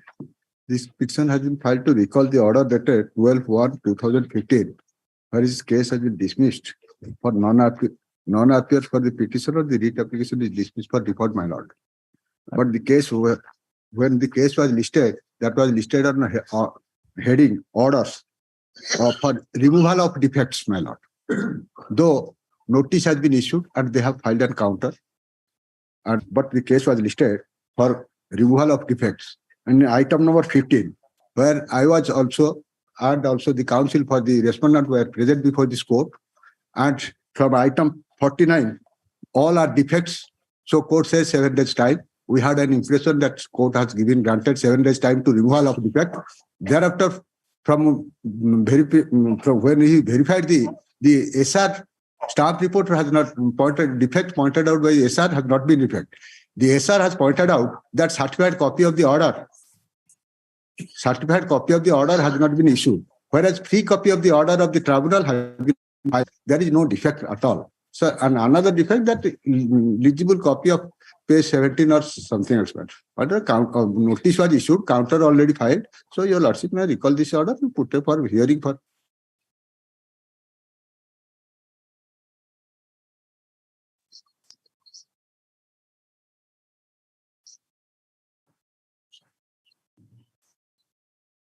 What was the matter before the tribunal? My lord, pardon? My lord? Before the tribunal. Yes, my lord. Removal from service that has been challenged before this court. Against the order of tribunal, it has challenged. The same order. Below 30, there is a. No, what was your merit before the tribunal? What was the matter before the tribunal? That the petitioner has been removed from service, has preferred an appeal. Appellate authority confirmed the order of removal. There is revision. Thereafter, because on the basis of that, the charge sheet issued not by the competent authority. So your lordship recall this matter and posted for hearing. I will argue.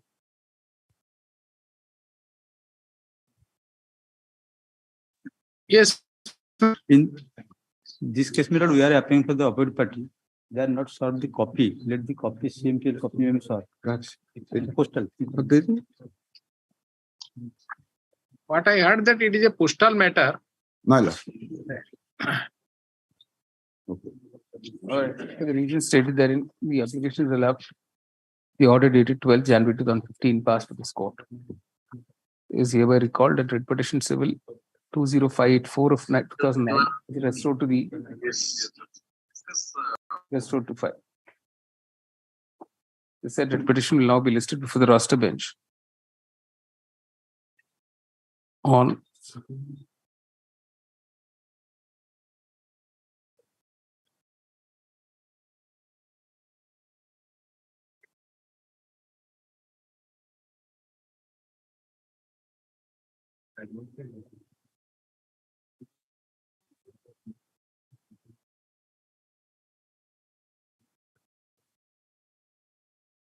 February 1st, 2023. Item number 30.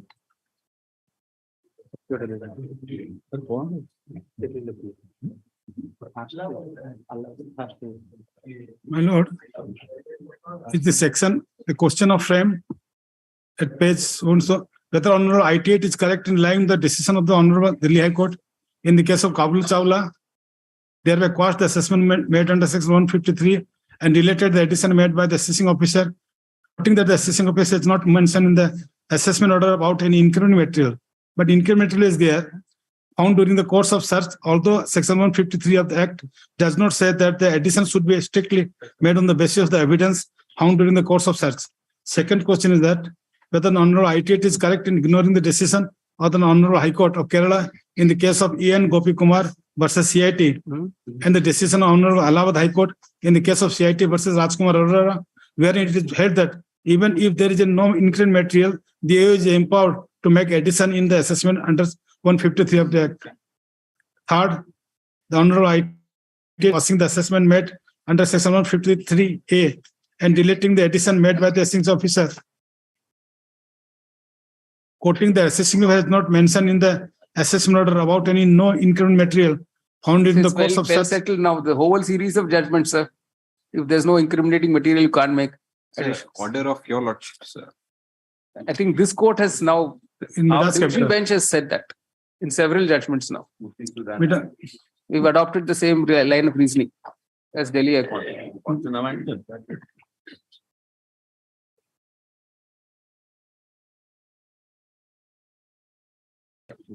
See, the present appeal by the revenue is directed against the order dated 26 June 2018 passed by the income tax, 20th February 2020 passed by the IT80 Cuttack bench Cuttack in ITSS A number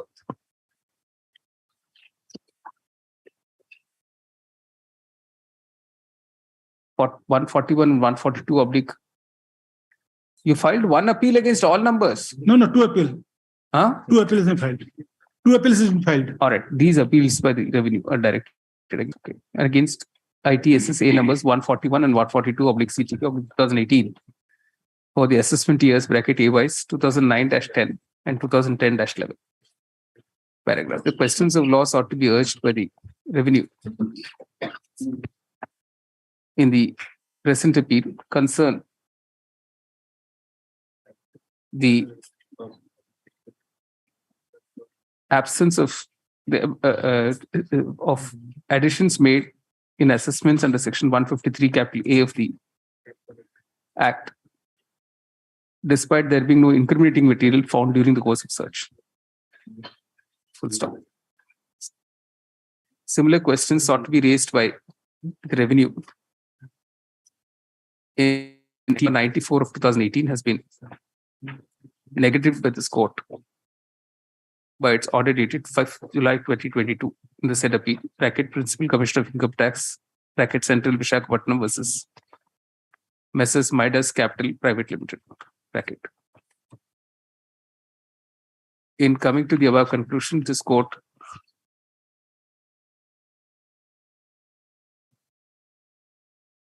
has relied on the earlier decisions of this court in Srimati Jami Nirmala versus Principal CIT Bhubaneswar, 2021, 437 ITR 573, bracket Orissa, and Srimati Smriti Suddha Nayak versus Union of India, 2021, 430 ITR 193, Orissa.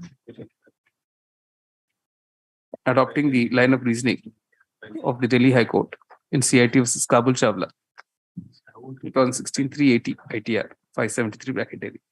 Paragraph. Consequently, the court declines to frame the questions as urged by the revenue in the present appeal. The appeal is accordingly dismissed. 31. Same. 30 order. and 31 common order. Great. 32.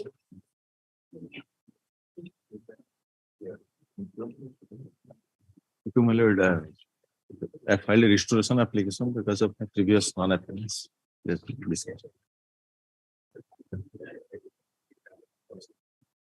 What's the main writ petition about?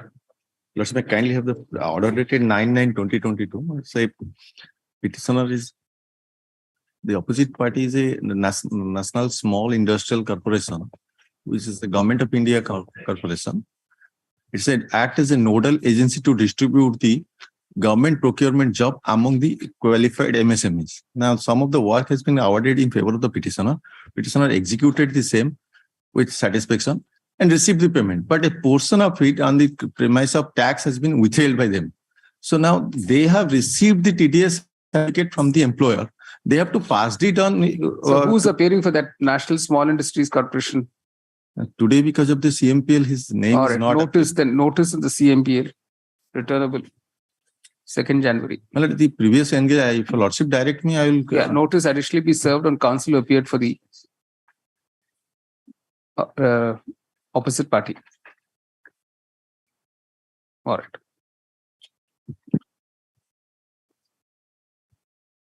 Raise admission tax matters. Add-on 33. May it please the Lordships, the cover matter. Lordship, remember that 7 days audit report has to be submitted within 7 days. And here, the audit report was submitted beyond 7 days of the same SS's case. The Lordships, yes. That is relating to CST matters. And for the Lordship's convenience, page 11, or the certified copy of the order sheet, 23rd of March 2013. Yeah, Kanakadhara mining, right. Produced all the relevant documents for the period 7-8.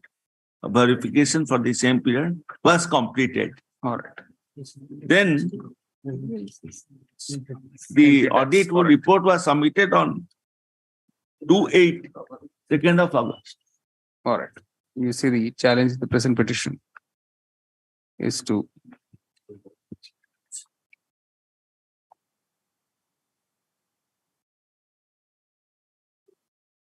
the notice is issued.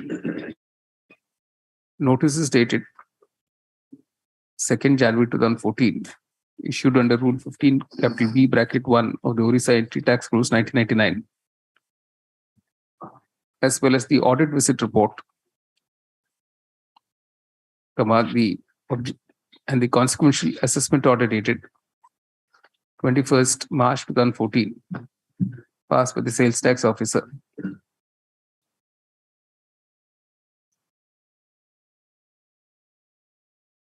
Barbill.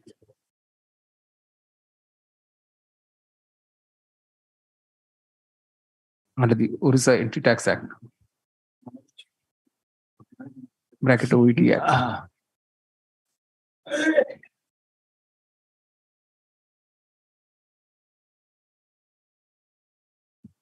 For the period 1st April 2007 to 31st March 2008. Paragraph 1 of the grounds of challenge is that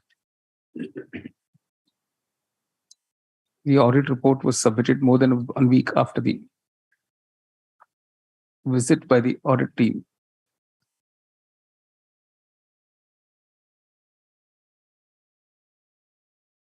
So, this issue in the context of the assessments under the Central Sales Tax Act.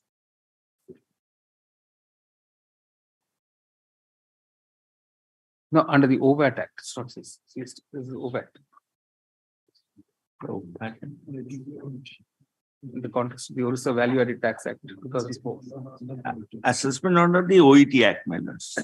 Annex of. No, the sorry. matter Yes. which you have referred, that is Yes. CST. Yes, No, no, what is? I have got PAL. correct, correct.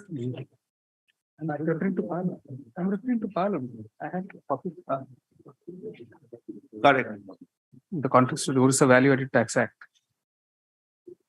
bracket OVAT Act, stands covered in favor of the SSC by the order dated 31st March 2022 of Court in Writ Petition Civil 16957 of 2009, bracket Messrs. PAL Construction versus the Assessing Authority, Bhubaneswar.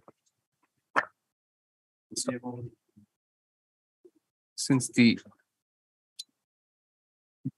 wording of section 41 bracket 4 of the OVAT Act Similar to. is in pari materia with section 9 capital B bracket 2 Yes.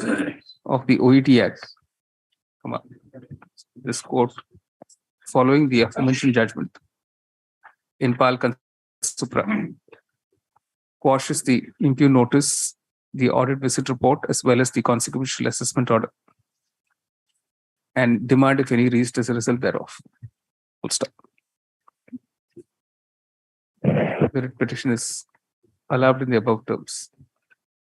No orders is to pass. Add-on 34.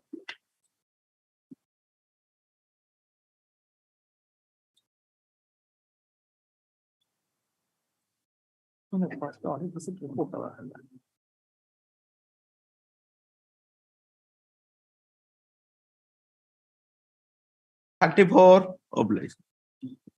None appears dismissed. 35. My lord, item 35 is infructuous. Infructuous dismissed. 36. May I please your lordships? Yes. My lord, this is also another entry tax matter. Here, so far as few prayers are concerned, I want to just point out few things. The state government will say that it has become infructuous. But one point which remains to be adjudicated was with regard to that whether under Article 304A vis-a-vis B, these goods which are manufactured outside the state of Odisha and bought inside the state of Odisha, they are not liable for taxation. But that's answered by the Supreme Court. The Supreme Court actually in a minority view deferred. Justice Bobde deferred, and in that No, but the majority has answered this in favor of the review. In fact, this court's judgment stands set aside to that extent.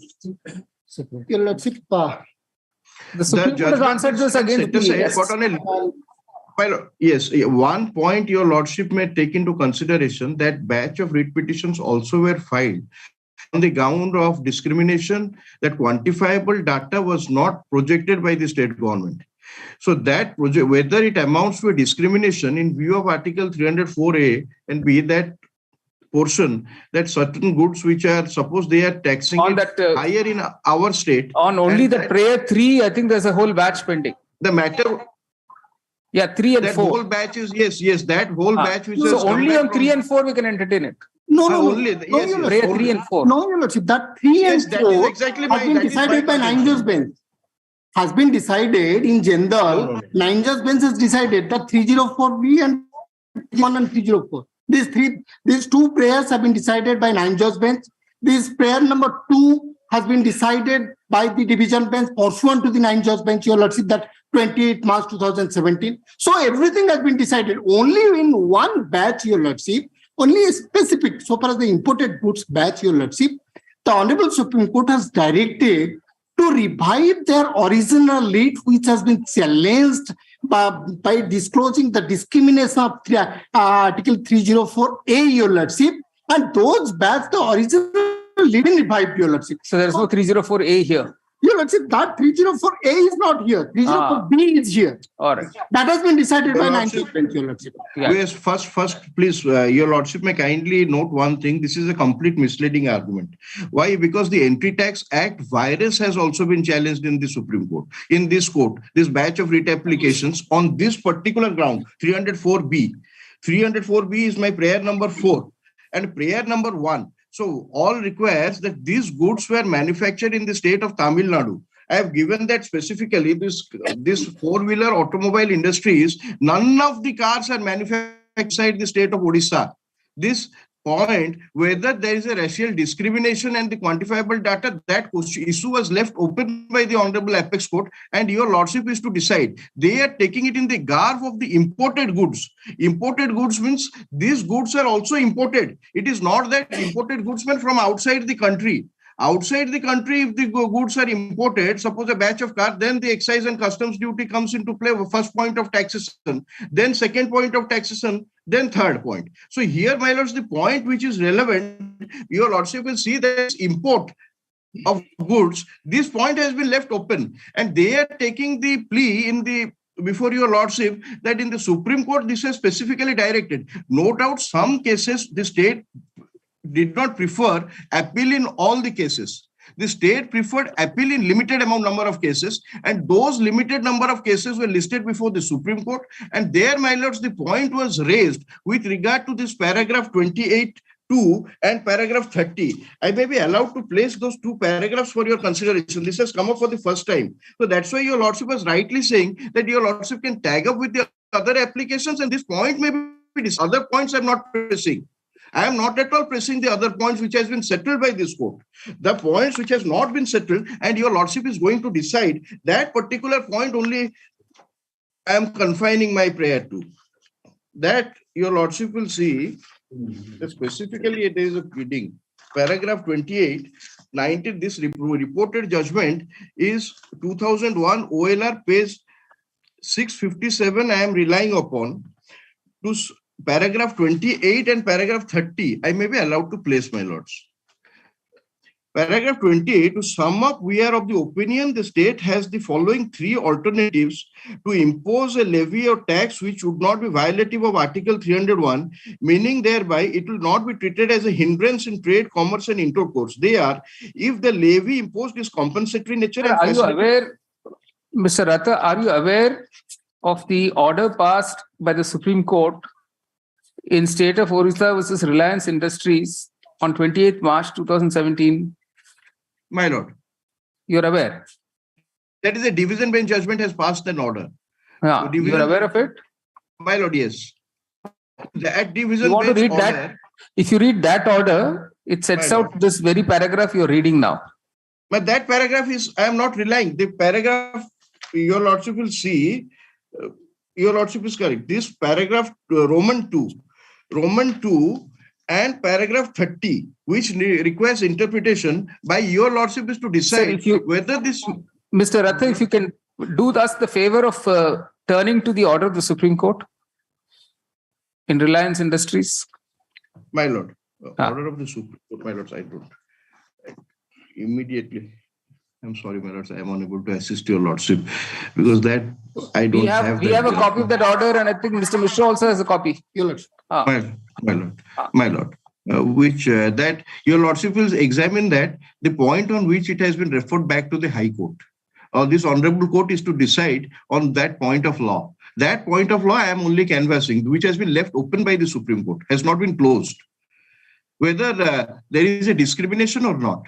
And all the dealers have to provide the quantifiable data, and the state has to explain that how they have collected and whether there is discrimination. So various state government taxation structure has been shown that how it is discriminatory.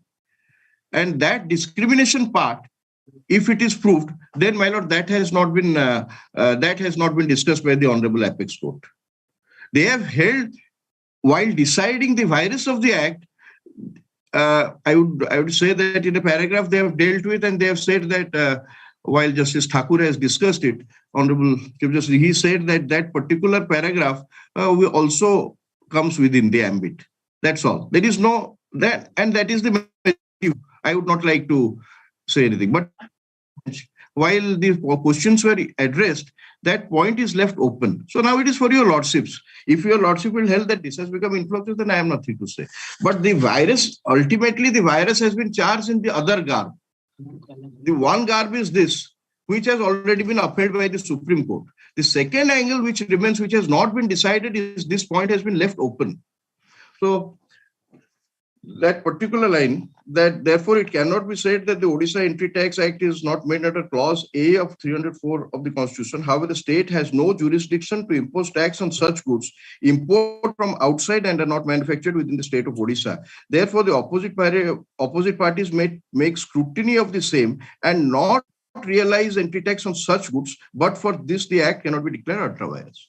So therefore, while declining to struck down the act as ultra vires, and which is the only point which remains for consideration is this scrutiny and this arbitrary realization of the tax. Because of that, all the dealers have closed down. The penalty has been levied. They have imposed interest of it. Though the high power committee of our state government said that we are not liable to charge any. I think we simply have to say that all the prayers in your petition stand covered by the judgment of the Supreme Court in state of Orissa versus Reliance Industries.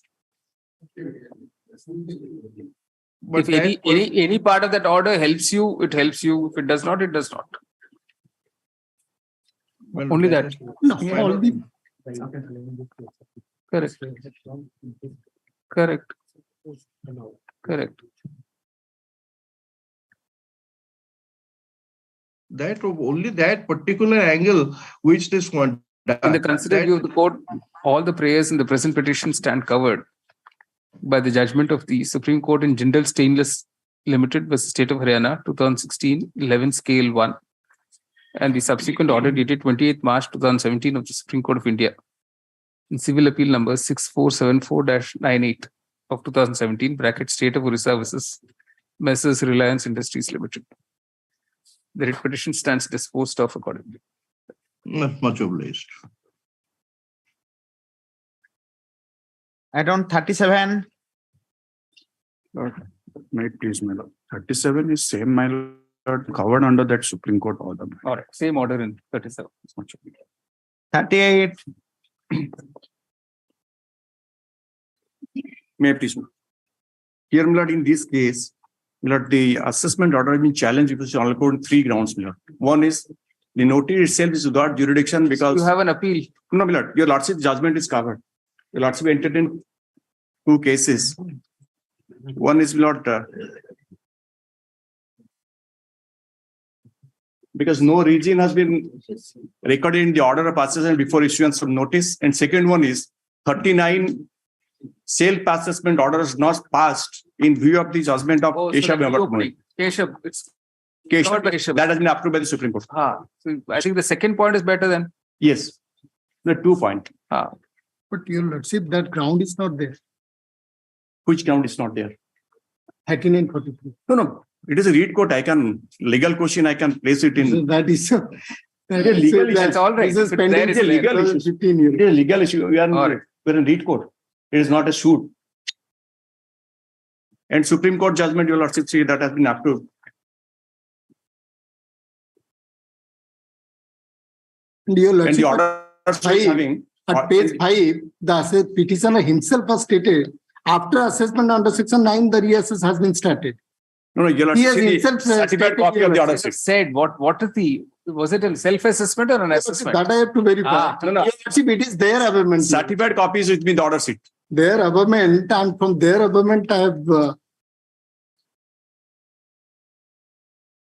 And the protection is given, admitted, and protection is given. This he has not filed counter till date, not.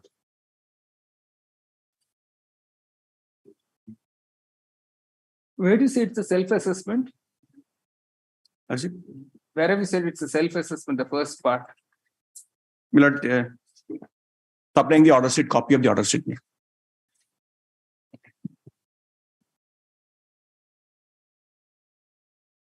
Prior to the amendment.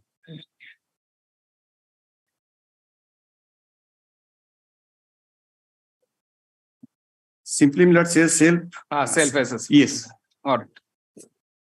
You see, it appears that the challenge in the present petition is to an assessment order dated 31st March 2015 under the entry tax passed by the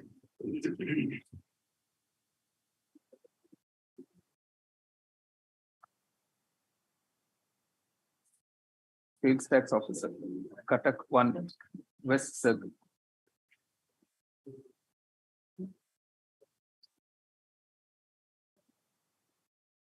under Section 10 of the Orissa Entry Tax Act for the period 1st April 2008 to 31st March 2014.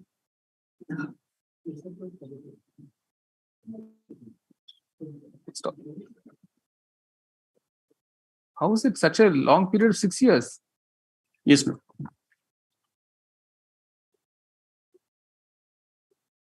Correct.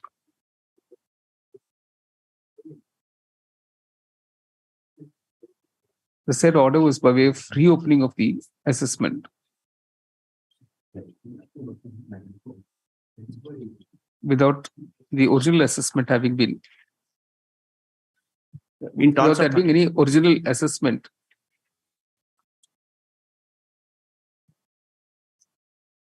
In terms of 39 prior to amendment. An original completed assessment. What is the corresponding provisions for the Entry Tax Act? It has section, sorry? That is not section 9. Ah.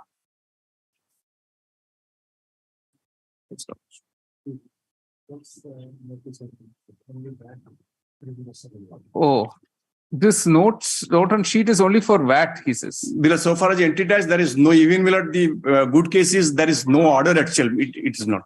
Your Lordship, that is to be very. I challenge also, suspend also challenge. Sorry for interruption. Milord, entry tax matter, your Lordship have decided in ECMAS case. ECMAS reasons. In ECMAS case. No. It is decided for the particular. ECMAS reasons is a full bench, right? Full bench. Your Lordship. Absolutely. Where is that? You have ECMAS reasons. Milord, I am not having that. Yes. That will be more appropriate. Yes, Milord. No, because Milord, both the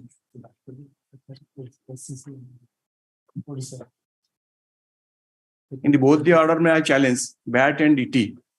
And VAT, Milord, the order sheet is there. But so far ET, Milord, my intimate information is there is no such order sheet even there.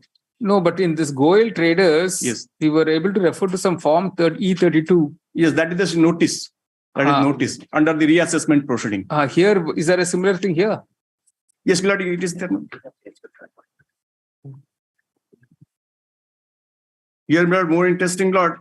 If your Lordship see Annex 23, he has issued me for VAT, audit assessment notice. No reason for reopening. There it simply says case has been reopened due to receipt of objection. No, so far as the entity tax, there is no such order. I mean the order. No, I'm talking of Goel Traders. Yes, Milord, 22, page 22. E32, your Lordship, kindly have a glance. What does it say here? Milord, it is say, Milord, you have SK assigned 9.2 of the entity tax act. 9.2 is there, your Lordship. So there must have been assessment. 9.2. So Lordship, 9.1 is the self-assessment. No, you should produce that. I am saying that is no order. There is no order even in the entity tax.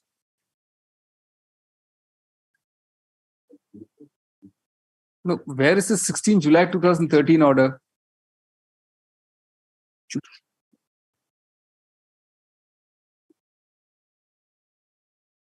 It is date of appearance of the assessee. 16/7/2013 is date of appearance for the reassessment. No. For reassessment appearance is 2010-2014 and that has been rectified. That is the date of appearance in reassessment. That is the assessment under section 9.2. Let's see the. There's no order sheet for 16 July here. 16.9, your Lordship, I am giving the badge 16/9/2014. Your Lordship. We are now on 16th July 2013, please. That is not, so far I applied for the certificate, I will not get it. So therefore I am requesting. Better let him check out then. Yes, that to check. All right. There are two grounds of challenge to the impugned assessment order. One is that no reasons have been given for reopening except in paragraph 4(1) of the form E32, which reads open quotation, all or any of the scheduled goods has escaped assessment of tax, unquote. Full stop.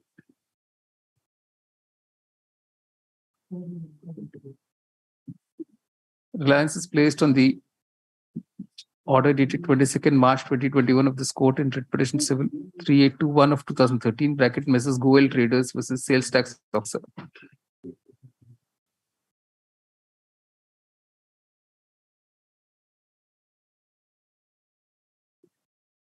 Why can't we quash it on that ground itself? Your Lordship is absolutely right. Also, that ECMAS regime is applicable to this case because Your Lordship, in that column number 4, you have been assessed under section 9.2. 9.2 itself self-assessment. Self-assessment. So 9.2 self-assessment, whether any order has been communicated or not pursuant to Your Lordship's direction, that is to be seen, Your Lordship. Only that is to be seen. Or else it is covered. Because 9C, if assessment could have been section 9C, then Your Lordship, I have a case. But that judgment is not applicable. But 9.2 is self-assessment. So that judgment is applicable. But only I may be permitted to look into the record whether any communication is there or not. Second ground is that the original assessment for the aforementioned period was completed under section 9 bracket 2 of the OET Act, which is a self-assessment. Full stop reliance is placed on the judgment in ECMAS results versus State of Odisha or Sales Tax Officer. All right. Paragraph. Mr. Mishra to verify the particulars by referring to the original record at its request list on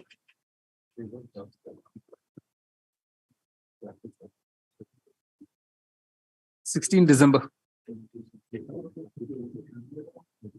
You can give this back.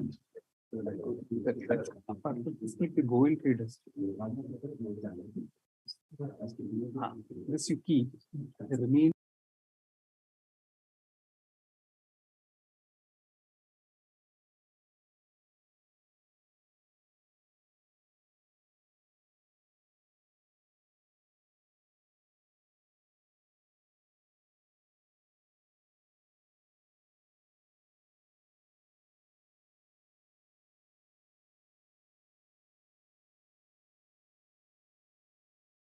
Interim order to cut.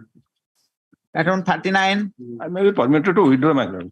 Item 30. Cancel the petitioner seeks leave to withdraw his petition. Dismiss this withdrawal. 40. Well, no instructions, Your Lordship may kindly grant me liberty if at all any cause of action survives. No.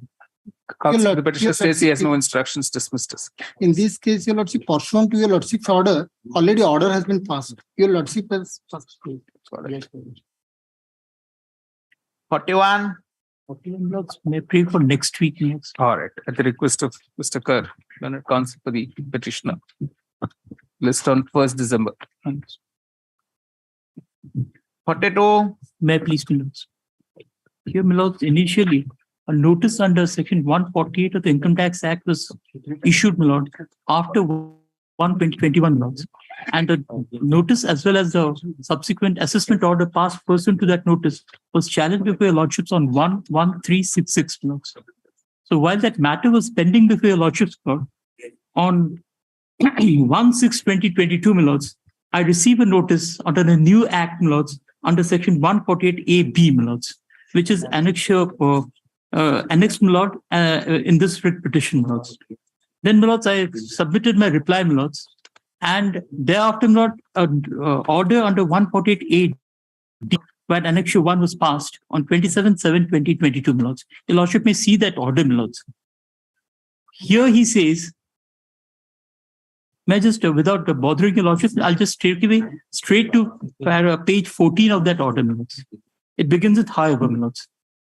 Yes. However, in this case, assessment under section 147 read with section 144 with section 144B of the Income Tax Act 1961 was completed on 29/3/2022 by NFAC in proceeding initiated through the original notice. That is a 148 notice which I have received after 1/4/2021. Initiated through the original notice as referred above, and after considering the materials available in record and the issue involved therein has been duly considered. In view of the above facts and circumstances of the case, and since the assessment has already been completed in this case by the faceless assessment unit discussed above, further proceeding under 147 is not necessary, Therefore, proceeding under section 148A(d) for consideration of the issue of number 148 is hereby dropped, my lords. My humble contention, my lords, that your lordship was seasoned in the matter, while your lordships were in season of the matter, challenging the notice under 148, my lords, issued after 1/4/2021, and the assessment order passed thereto, my lord, dated 29/3/2022, my lord. They issue me a notice under the new act, for which I, my lord, withdrew that writ petition, my lords. And I filed my reply pursuant to 144A(b) notice, my lords.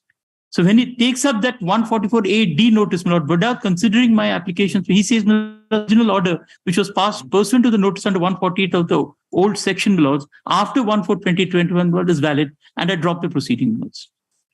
How is this prejudicial to you? I'm not able to understand. My lords, Why do you want to challenge this order? my lord, I want to challenge this order for the simple reason, my lord, is this assessment order dated 29/3/2022, my lord, was passed pursuant to a notice under 148 after 1/4/2021, my lords.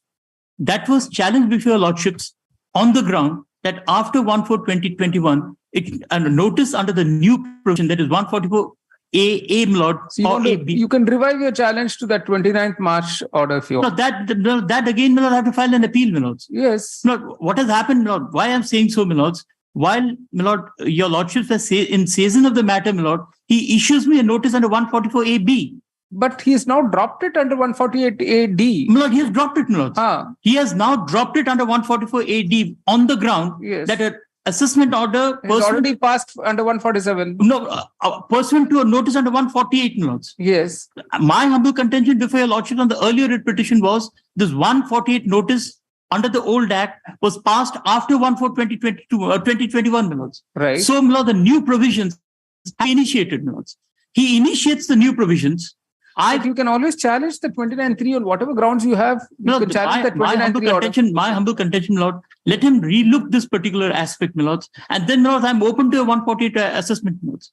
No, Because now, if he's dropped it under 148A(d), I don't see how you can be agreed with that. He has dropped it for the simple reason that the assessment order pursuant to the notice under 148 under the old act. But when you challenge the 29/3/2022 order, you'll challenge also the validity of the 148. No, I had challenged it. In WPC, your lordship would clarify that notwithstanding your withdrawing the writ petition civil, which you had earlier filed, in your appeal against this 29.3, you can raise all those grounds. That will make it difficult, my lord, if subject to your lordship's kind consideration. If he considers my objections under 148A(d), my lords, and then if he pushes me to 148, my lords, I'm open to it, my lords. That's what he has done. No, he has not, my lord. He has dropped the proceeding. It's all right. I'm not going to interfere with this order, which actually is not prejudicial to you at all.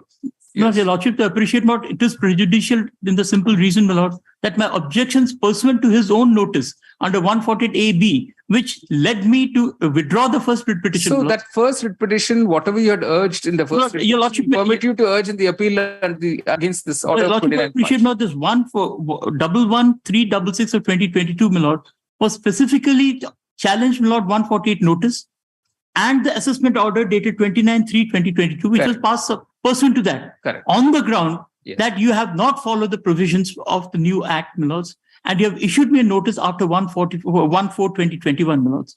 And please do it. So while this writ petition was pending, my lords, on 1/6/2022, he issues me a notice, my lord.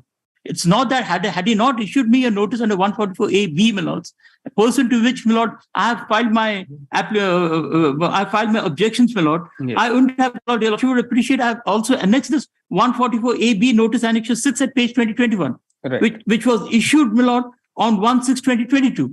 Right. And after receiving it, my lord, when the matter was taken up again by your lordship, my lord, on 23rd of June 2022, my lord, I withdraw it.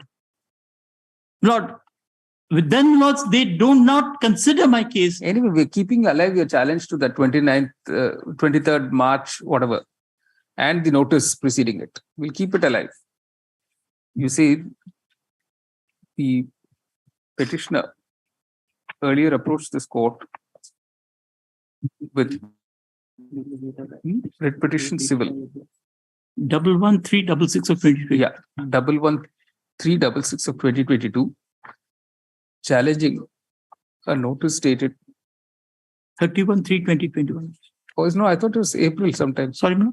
The notice under 148 is. But 148, they say it was issued on, that is Annex 3. But in the order at page 13, they themselves say that it was issued after 1/4/2020. If the Lordship would see page 13 for a moment, my Lords. The second paragraph after the quotation. In the Lordship got it, Lords? Yeah. In this Digitally case, signed. notice under 148 Or of the, you say where a challenge was raised to a notice dated 31st March 2021 under section 148 of the Income Tax 1961 for the period assessment year 2017-18, as well as to the consequential assessment order dated 29th of March, dated 29 March 2022. Paragraph. While the said writ petition was pending, the department issued Annex 6 at page 20. Yeah. A notice dated 1st June 2022 under the amended provision, that is section 148 capital A B bracket small b of the Act, the same paragraph. In view of this development, the petitioner withdrew writ petition civil 11366 of 2022 in the expectation that the notice under section 148 capital A bracket D of the Act would be taken to its logical end. First stop. On that basis, the petitioner filed its objections Annex 8 to the said notice Annex 8 on 11th June 2022. Full stop. However, pursuant to the said objections, an order has been passed on 27 July 2022 by the Income Tax Officer, Ward 5, bracket 1, Bhubaneswar, dropping the proceedings under section 148 capital A bracket D of the Act on the ground that pursuant to the notice already issued on 31st, or no, pursuant to the notice dated March 2021 under section 148 of the Act, the reassessment should completed by the order dated 29 March 2022 of the National Faceless Assessment Center bracket NFAC. Paragraph. The grievance of the petitioner as voiced by Mr. Learned Counsel appearing on its behalf is that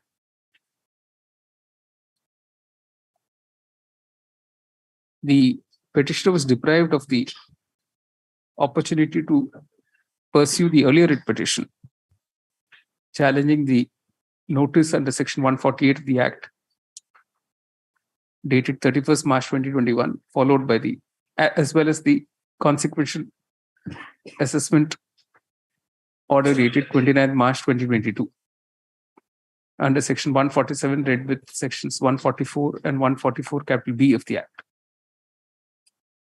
Full stop. Paragraph. The court notes that the petitioner would still be able to challenge assessment order dated 29 March 2022 by way of the statutory appeal, and no prejudice would be caused to it if it is clarified that it will be open to the petitioner to urge all the grounds that were urged earlier by it in writ petition civil 11366 of 2022 before the appellate authority. Full stop.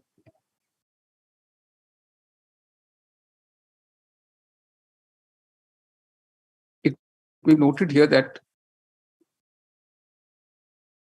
in the order dated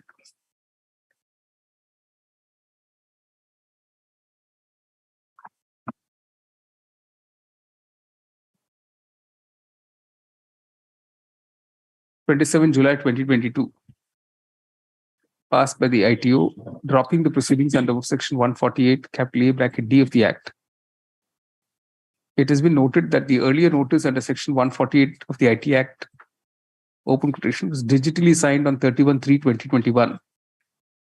And the mail sent time was 01/2021 at 3:58:48 a.m.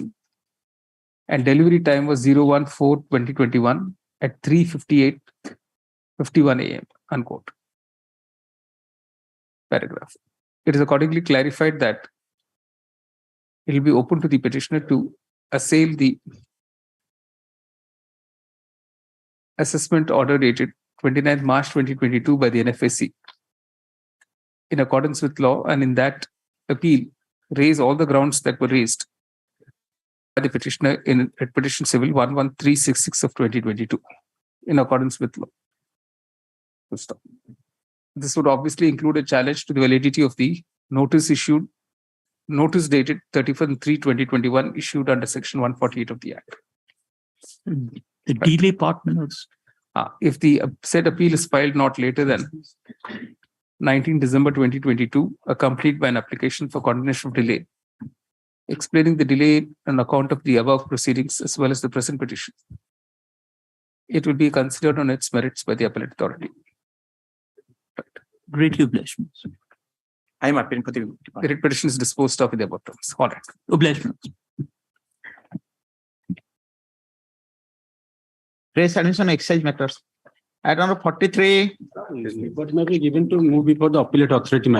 Petitioner challenge Here, if I may, the on-shop millets was on government land. So as per the 2014 policy, it was cancelled.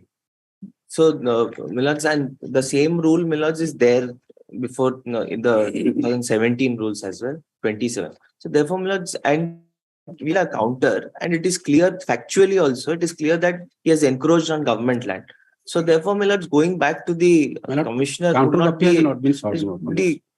Copy of the counter has not been solved upon us. My lord, earlier challenging the encroachment case, my lord, I have filed a writ application wherein this honorable court has a remanded matter before the authority to consider whether the same land can be allotted in favor of the petitioner. Since there is only passage lies to the hotel in the backside of the same, my lord. Connecting matter has been remanded before the authority. Government land, you possibly an on-shop, sir. The policy is at page 33 of the writ We have to application. find out whether he has already encroached upon the government land or not. That hotel has been built over the government land or not. It is to be considered, my lord. Only on the basis of the report of the inspector that has been made, my lord. I have objected to the same, my lord. Their grievances is that my shop is situated within 50 meters within the national highway, my lord. So that my license has been now that has been enhanced to 500 meters, my lord. Even if counter copy has not been supplied The to me, ground millage is that they had encroached government land, and on government land there can be no liquor shop. But did you serve a I have not operated the same in the government land. I am operating in the hotel, my lord, premises. His case is that I am encroaching the government land and use the same as my passage, my lord. For which another Page writ 6 of application. my para 6 of my counter, page 2, if I may read my. But this is already noted in the order dated 7th August 2014, sir. Mine.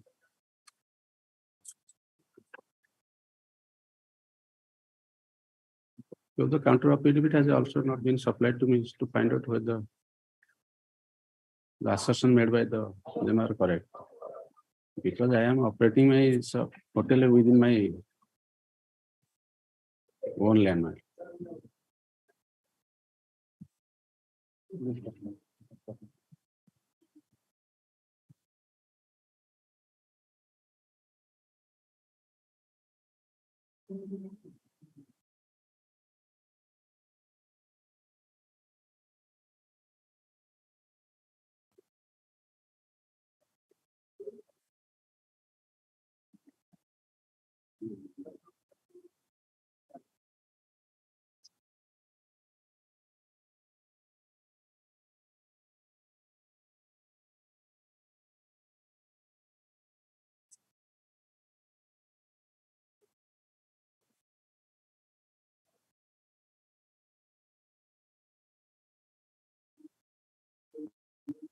This was not believed by, you saw the order. It's a very detailed order, 14th August 2014 of this court. Have you read the order? As a foot, the orders are not uploaded. Just give him the paperwork.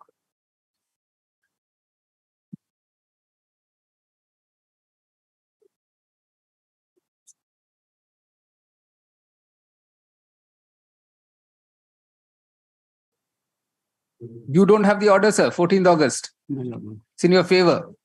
Don't have it. Will be probably the first counsel who does not have even a copy of the order in his own favor. The file has been written with another counsel, so I can attend the same. But you're ready to argue. You're very brave, sir. Anyway, we are here to help you. We are here to help you, not to worry.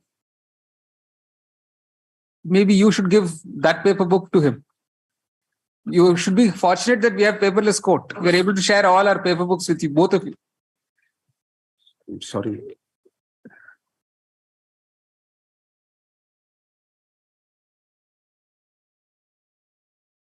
Have you seen the 14th August order, sir? No. Mr. Monty? Yes, ma'am. 14th August order, Yes, have you seen?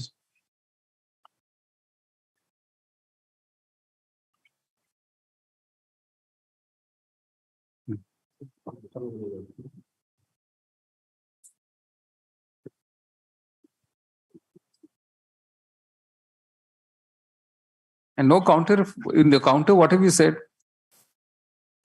Well, it's in our counter. Because this counter was considered and this order was passed. These minutes. Yeah, this whole counter has been referred to in the order. Yes, ma'am, that is the case that because as per our inquiry report, which my lords the 14th August report order takes. No, it only says only a road he had. Shop is situated in private lot. That's right.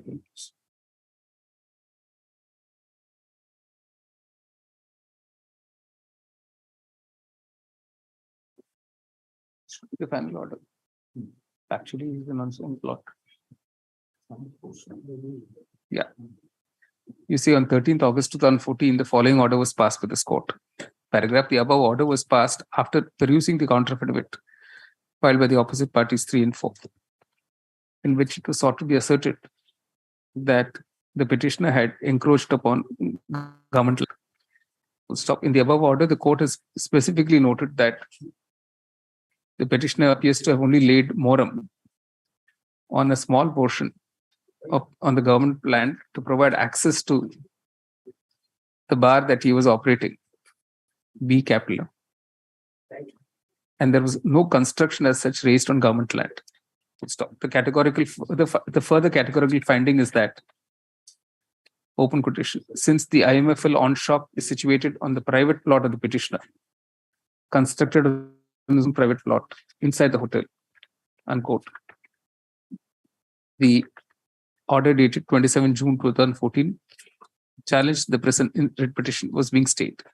Paragraph: having heard learned counsel of the parties, the court finds that the factual position as found by this court in the above order remains unchanged.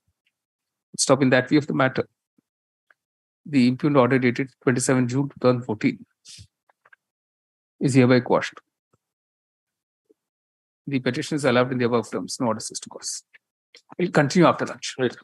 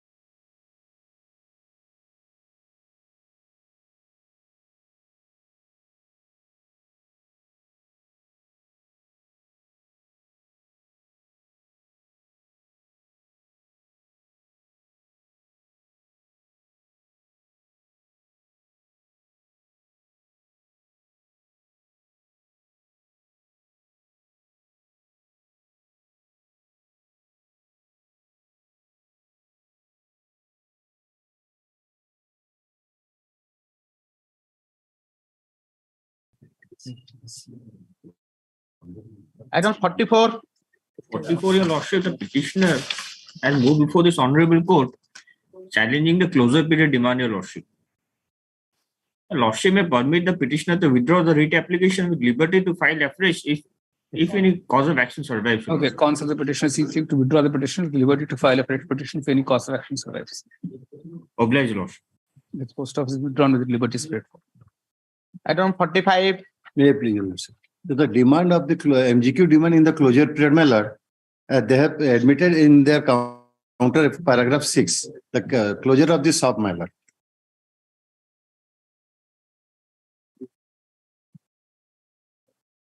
Paragraph 6 of the counter affidavit. Then you'll consider it in accordance with Yes, we'll consider it. In the counter affidavit, it is admitted in para 6 that the petitioner's IMFL on shop was closed, open quotation, due to vehement public and members of market committee objection. To stop, the shop could not be opened by licensee and is closed since 26/2019, unquote. In view of the above statement in the counter affidavit, a direction is issued to the Commissioner of Excise Odisha to consider the petitioner's representation in terms of the extant policy concerning refund of MGQ. No. Non-demand. Regarding waiver of MGQ. Waiver of the MGQ. Right. My lord, another thing is that he has not deposited the license fee amounting to rupees 2,87,500, which is bound to be deposited. Yes, I will deposit it. So that may be observed. Mr. Guru states that petitioner undertakes to deposit the outstanding license fees Of 2,87,500 of 287,500 within 4 weeks. within 4 weeks. Oblige. Subject to the above deposit, the decision on the petitioner's request for waiver of MGQ be communicated to him within a further period of 2 months thereafter. The petition is disposed of in the above terms. Item 46. May I please, Your Lordship? Well, here, petitioner's proposal for on-shop license has been reached by the government at Annexure 5, page 28. So I have represented, that is Annexure 6, for reconsideration taking into the decision of the Gram Panchayat, my lord. This is the only prayer. Annexure 6 may be considered. Reconsideration, Reconsideration I may file a counter, and if you succeed, but once he has rejected, less scope Because for the government to again reconsider. That is is a non without assigning any reason, my lord, non-speaking order. That's why I am telling, raising, my lord. The Annexure 5 doesn't assign any reason for rejection, my lord. Reconsideration scope is very limited, my lords. Let's So far as consider the- because I have represented So far as that the is, recall or reconsider, he has taken a view, rightly or wrongly. All right. That can be challenged. Notice he accepts Yes, notice for the opposite parties. Reply be filed within 4 weeks, rejoined up to the next date. 15th February. For orders. Item 46, 47. 47, my lord, on behalf of Mr. Udgata, there is no instruction. No instructions dismissed. For orders, PIL. 40. I may pardon, my lord. In the meantime, I have already filed the second copy. Only prayer of the petitioner to consider the representative on answer 2, which has been filed before the DFO Baripada to protect the forest lands. The village, entire villagers have filed, my lord. I have already filed the second copy. Where is the proof of this representation? Answer 2 is, my lord. No, proof. Oh, proof. They are Adivasi people, my tribal people, they have gone and filed there, my lord. All right. Annexure 2 be considered, the petitioner's representation bracket Annexure 2 be considered by the DFO. Copy number 2, my lord. Baripada bracket opposite party number 2. And after notice to the petitioners and giving them a hearing, a reasoned order shall be passed thereon not later than 6th February 2023 and be communicated to the petitioners within a week thereafter. The court clarifies it is not expressed in view in the matter. Obliged. The petition is disposed of. 49. My lord, 2 weeks time to rectify the defects, my lord. Defects be cured within 2 weeks, list thereafter. 50. 50 million. But I point to without file a better application. 2 documents I have left out. All right, the memo is taken on record. The petitioner is permitted to withdraw the petition with liberty to file a better petition in accordance with law. For orders, tax matters. 51. May it please, Your Lordship. This is a challenge to an assessment order under the Entry Tax Act, Miller. Only on grounds of natural justice and violation of the statutory provisions of limitation, Miller. Copy of the writ petition. Oh, I'm so sorry. I'm so sorry. All right. Copy of the writ petition be served on Mr. Mishra, understanding counsel with the department. It has not come up even once. Unfortunately, Lord, I just saw that. Unfortunately, I'm very sorry for that. It's all right. It's all right. List on 2nd January. As your lordship please. Obliged. 52. Not press not. Liberty granted if cause of action arises. All right. Counsel of the petitioner seeks leave to withdraw the present petition with liberty to file a fresh petition if any cause of action arises. This post of is withdrawn with the liberty spirit. 53. Permitted to rectify the defect by next week. All right. Defects be cured within a week. Please thereafter. 54. May please, Lordship. Your Lordship, I have already filed the answer to your Lordship. I have served the copy on the State Council, Your Lordship. Okay, what is this about? Similar matters are fixed for hearing on 16th of December. Okay. Interest and entry taxes. Copy of the read we served. Copy of the read petition be served on counsel for the department. During the course of the day also. List on 5th December. 16 December. 16. 16 December. 16. All right. 55. Item 55 in this case, it's in course of movement of goods, the opposite party number 3 intercepted a vehicle and collected penalty, which is impugned in appeal. I have filed appeal. Appeal is filed for the additional commissioner. But what has happened, you also kindly see annexure 9 at page 45. They don't have a hard copy. Your Lordship will find page 45, a so-called notice issued, saying that as per information I have record, it appears that you have submitted appeal on 28/6/2009 in hard copy before this forum. It is reported that you have also prayed for application filed online is not showing that. That's 107. That is a judgment of Andhra Pradesh High Court. That's either mode can be adopted unless it is notified by the commissioner.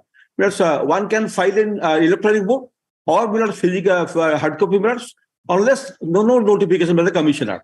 And Honorable Andhra Pradesh High Court said that if you have filed hard copy, then also it can be taken for consideration, and that cannot be rejected merely on the ground that it is not electronic file. The question is not there, Milords. What has happened? So, Lordship, kindly see, I have replied to this.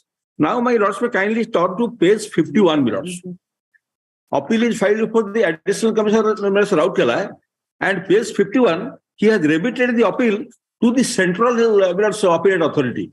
And Central Appellate Authority returned back the appeal again back to State GST Appellate Authority, saying that under Rule 6.3, if the order is passed by the State GST officer, then appeal lies before the Appellate Authority of the State GST, not Central GST.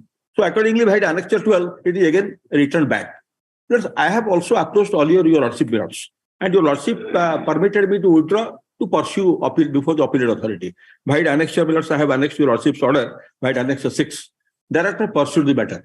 But as I that was not retrievable, which I electronically have filed, that could not be traced out. But now that is a communication which was given in 2020, I find copy. This is now available to me. I got a copy. They have admitted that because as my Lord's notes, once appeal is filed, that will be acknowledged by GST APL 2 Milords. And my Lords may kindly see. They admit that, please refer to application filed before the Additional Commission City GST Appeal Tribunal. The acknowledgement in form GST APL 2 for submission of appeal under the OGST Act enclosed here for necessary action at your end. Previous page, my Lords may kindly see.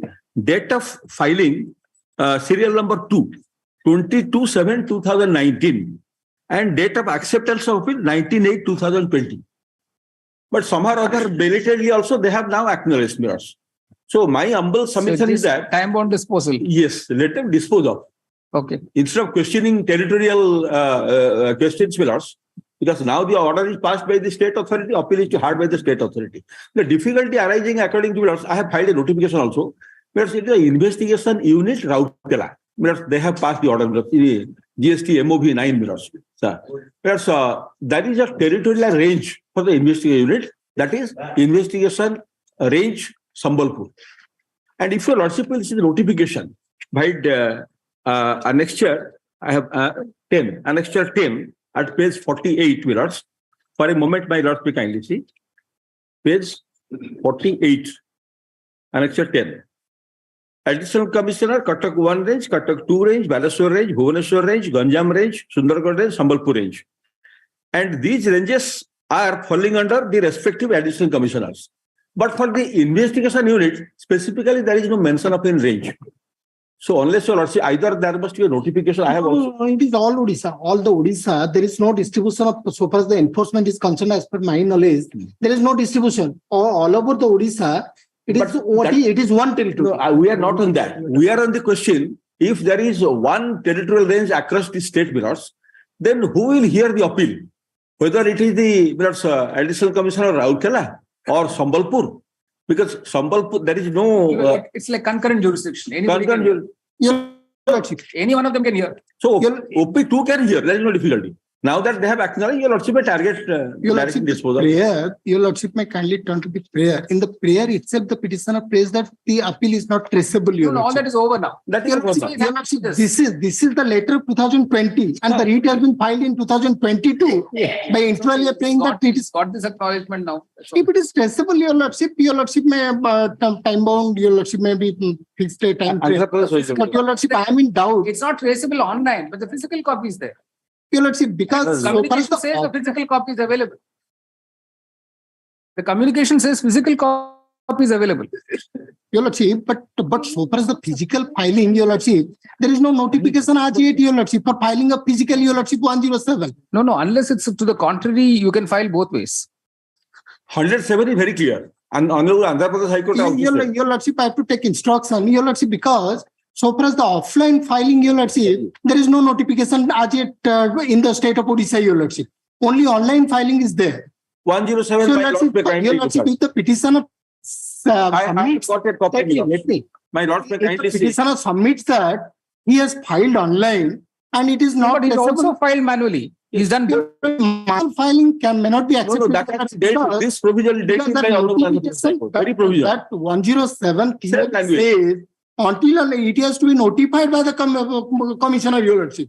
Till date, there is no notification of physical filing. 107, your lordship may kindly visualize. 107, section 107 says that. Same provision has been dealt in. And language is same for Andhra, for Odisha, for the entire country. Subject to notification. No notification as yet. Notification is required. Offline. Let me take instruction. Notification is required only when commissioner wants either of the mode to be followed, not for both. So online is there. That is what Honorable Andhra Pradesh High Court has said. Your lordship, I have to take instruction. To add to my submission. It will create.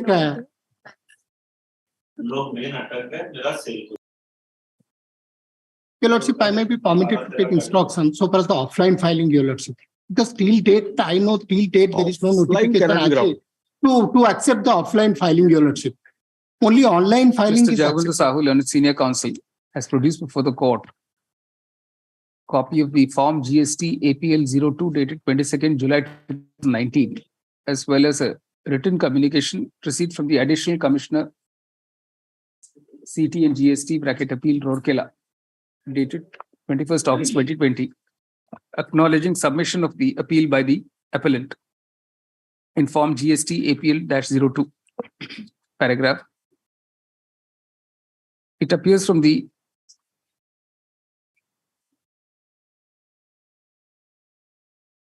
show cause notice, impugned show cause notice dated 17/20, that the aforementioned authority was unable to trace the appeal filed online, and that while acknowledging that hard copy thereof is available. Stop. It is accordingly prayed by Mr. Sahu that a direction can be given. No, Mr. Sahu refers to the decision of the Andhra Pradesh High Court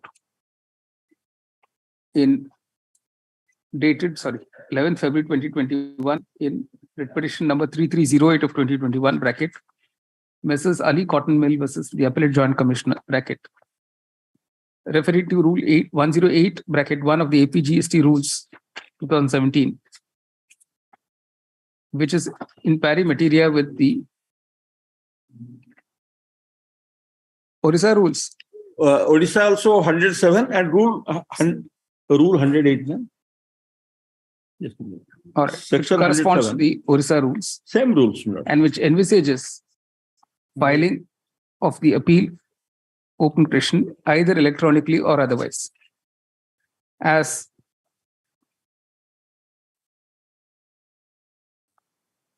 may be notified by the Chief Commissioner, unquote. It is accordingly submitted that unless there is a notification to the contrary, appeals filed manually can also be considered. Paragraph Mr. Mishra states that he needs time for instructions. Your Lordship, because Rule 108 itself says that the either electronically or otherwise as may be notified by the commissioner. If there is no notification, then either you can use. No, Lordship, either electronic, Your Lordship may kindly interpret. No, assuming there is no notification. Let's say there is no notification. No notification. Then only electronically. No, Why Your Lordship? Either electronically. That is not how to read it. So otherwise as may be notified by the commissioner. Correct. So far as you can't disjointedly read saying electronically is one word or otherwise notified is another. Let me take instruction. Your Lordship. Because all these filed, correct. They are not able to trace it online, sir. That's why. Your Lordship. List on when do you want it? Your Lordship. How long do you need? 4 weeks time. Because it is of 2020, Your Lordship. No annexure after 2020. All right. 3rd January. 3rd January. 56. May I please fill it? So at the outset, there's a difference shown as 7 small Roman 2 milots. And humbly pray your Lordship may ignore it. This is relating to the capital letters, name and capital letters in the Vakalat. All right. Subject to your Lordship's kind consideration, may I just place yes, the yes. The Lordship may here in this petition, milots, have challenged the jurisdiction of the Joint Commissioner to be the TRO for under the OVAT Act, milots. And this particular issue was raised before the Commissioner, milots, and I'll take your Lordship to Annexure 7 at page 58, and the relevant portion is at page 60, milots. This is a part of the Commissioner's order, milots. Paragraph 5. May I just place it, milots? Yes. Besides, the petitioner, by this instant petition, also challenged the jurisdiction and authority of the JCST Enforcement Range Bhubaneswar. It is contended that as per Rule 1H of Schedule E of the OVAT Act, which defines tax recovery officer, means any officer of the government not below the rank of sales tax officer who may be authorized by the government by general or special notification to exercise the powers of a tax recovery officer, and the government may appoint such officer and specify their local jurisdiction. It is further contended that in the instant case, the JCST Enforcement Range Bhubaneswar has exercised powers of tax recovery officer by initiating tax recovery proceeding, thereby issuing notice in Form 2 and warrant of attachment in Form 3 dated 10/12/2021 and 29/12/2021 respectively, although the authority is not authorized by the state government to exercise such power. Thus, the notice in Form 2 and 3 are ab initio void and null. As such, the notice in Form 2 and 3 are liable to be quashed, and accordingly, the order dated 7/1/2022 deserves to be modified. Along with this, my lord, I also had challenged regarding the levy of penal interest. And then, my lord, if your lordship would turn over the page 61, my lord, paragraph 8. That's their reply, my lord, as to how they are justifying that he has the authority, my lord, to initiate. My lord. Paragraph 8, my lords. Gone. No. He has to still reply to this petition. Man. If we are deciding it today, then no. I just wanted to. No, but my only question is, you'll want to stay. So you'll have I don't want to stay, my lord. What has happened, my lord? Initially, what has happened, my lord? My humble prayer would be the commissioner initially, pursuant to this honorable court's order, had granted me installments. That is Annexure 2 by order dated 18/3/2020, my lords. Now, after this TRO proceeding order, my lord, he has modified it, added penal interest as per the TRO's order, my lord, and he has revised it, and he says, just because a TRO order has come, this 18/3/2020 order has not been granted. My humble prayer, my lord, is me, I may be permitted to pay, and I was paying, my lord, I may be permitted to pay as per the installment fixed by the commissioner in his order dated 18/3/2020. My lord. That's What do you say to that? Let's see, your lordship may pass that order. Your lordship. Because I'm sorry. What is the background of the case, your lordship? You want to not file a reply? Your lordship, I'll Then let's not hear arguments. You can't have it both ways. You can't argue for 10 minutes and then at the end of 10 minutes say, I want to file a reply. As your lordship says. So I'm willing to pay, but as fixed by the commissioner earlier in his order. All right. You say notice, he accepts notice. Reply be filed within 8 weeks, rejoinder for the next date. This is IA 11429 of 2022. Subject to the petitioner adhering to the installments provided for payment of the area entry tax dues. Arrears of entry tax in terms of the order dated 18th March 2020 of the Commissioner of Sales Tax of Orissa without fail. The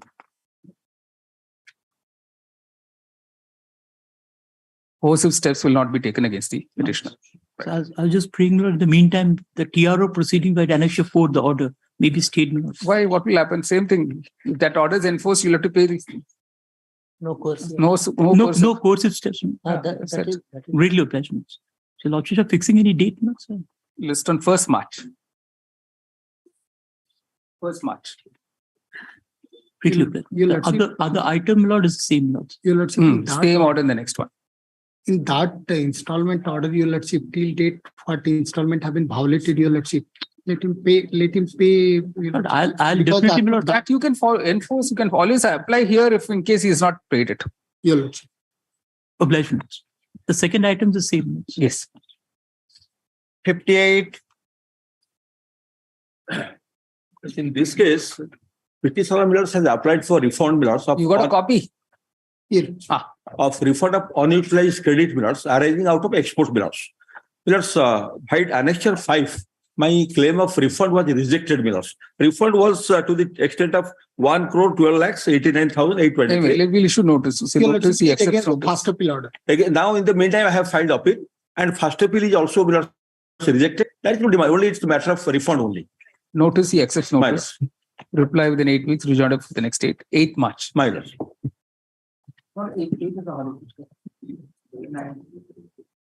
9th March. Right. 59. Your lordship.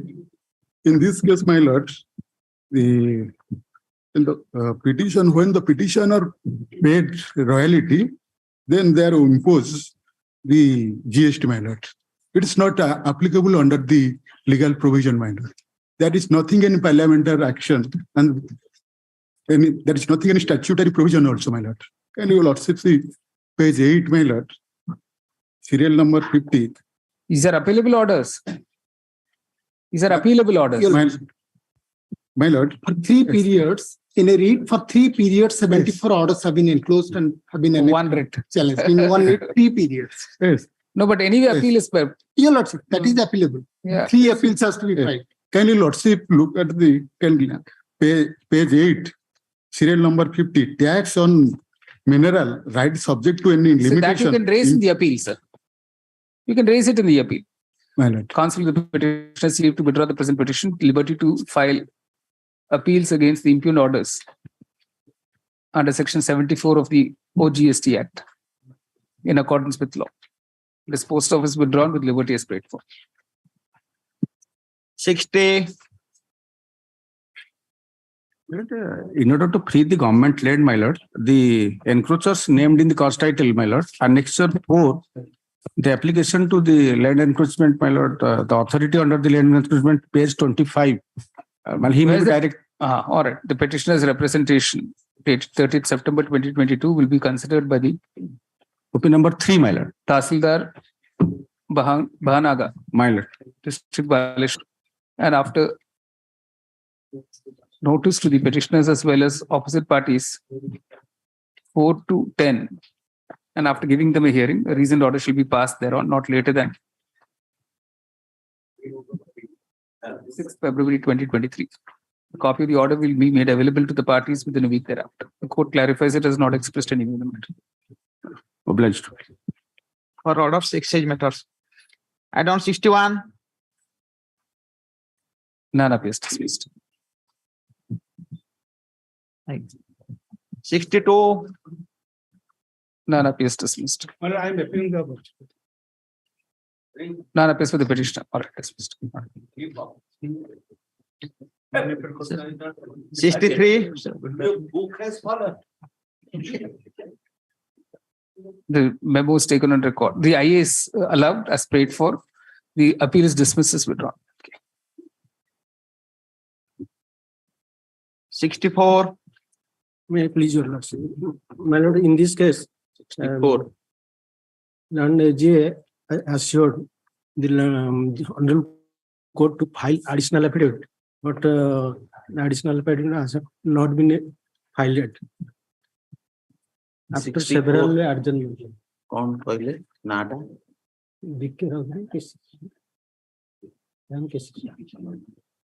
It's Premanand Singh and others.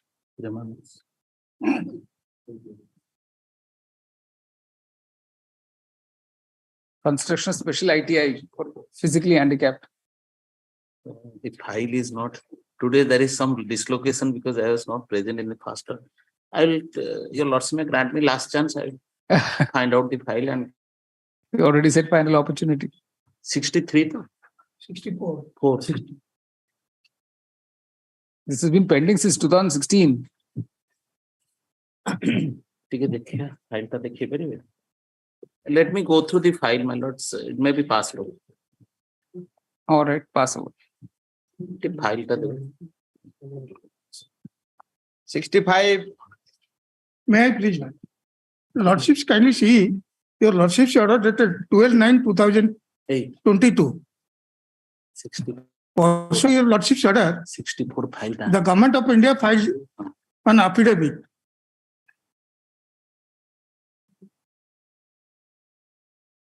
That is flag C, my lord.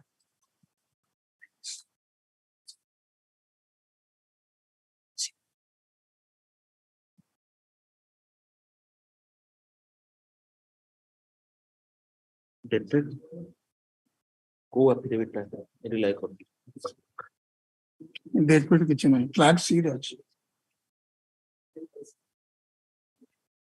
17 में से.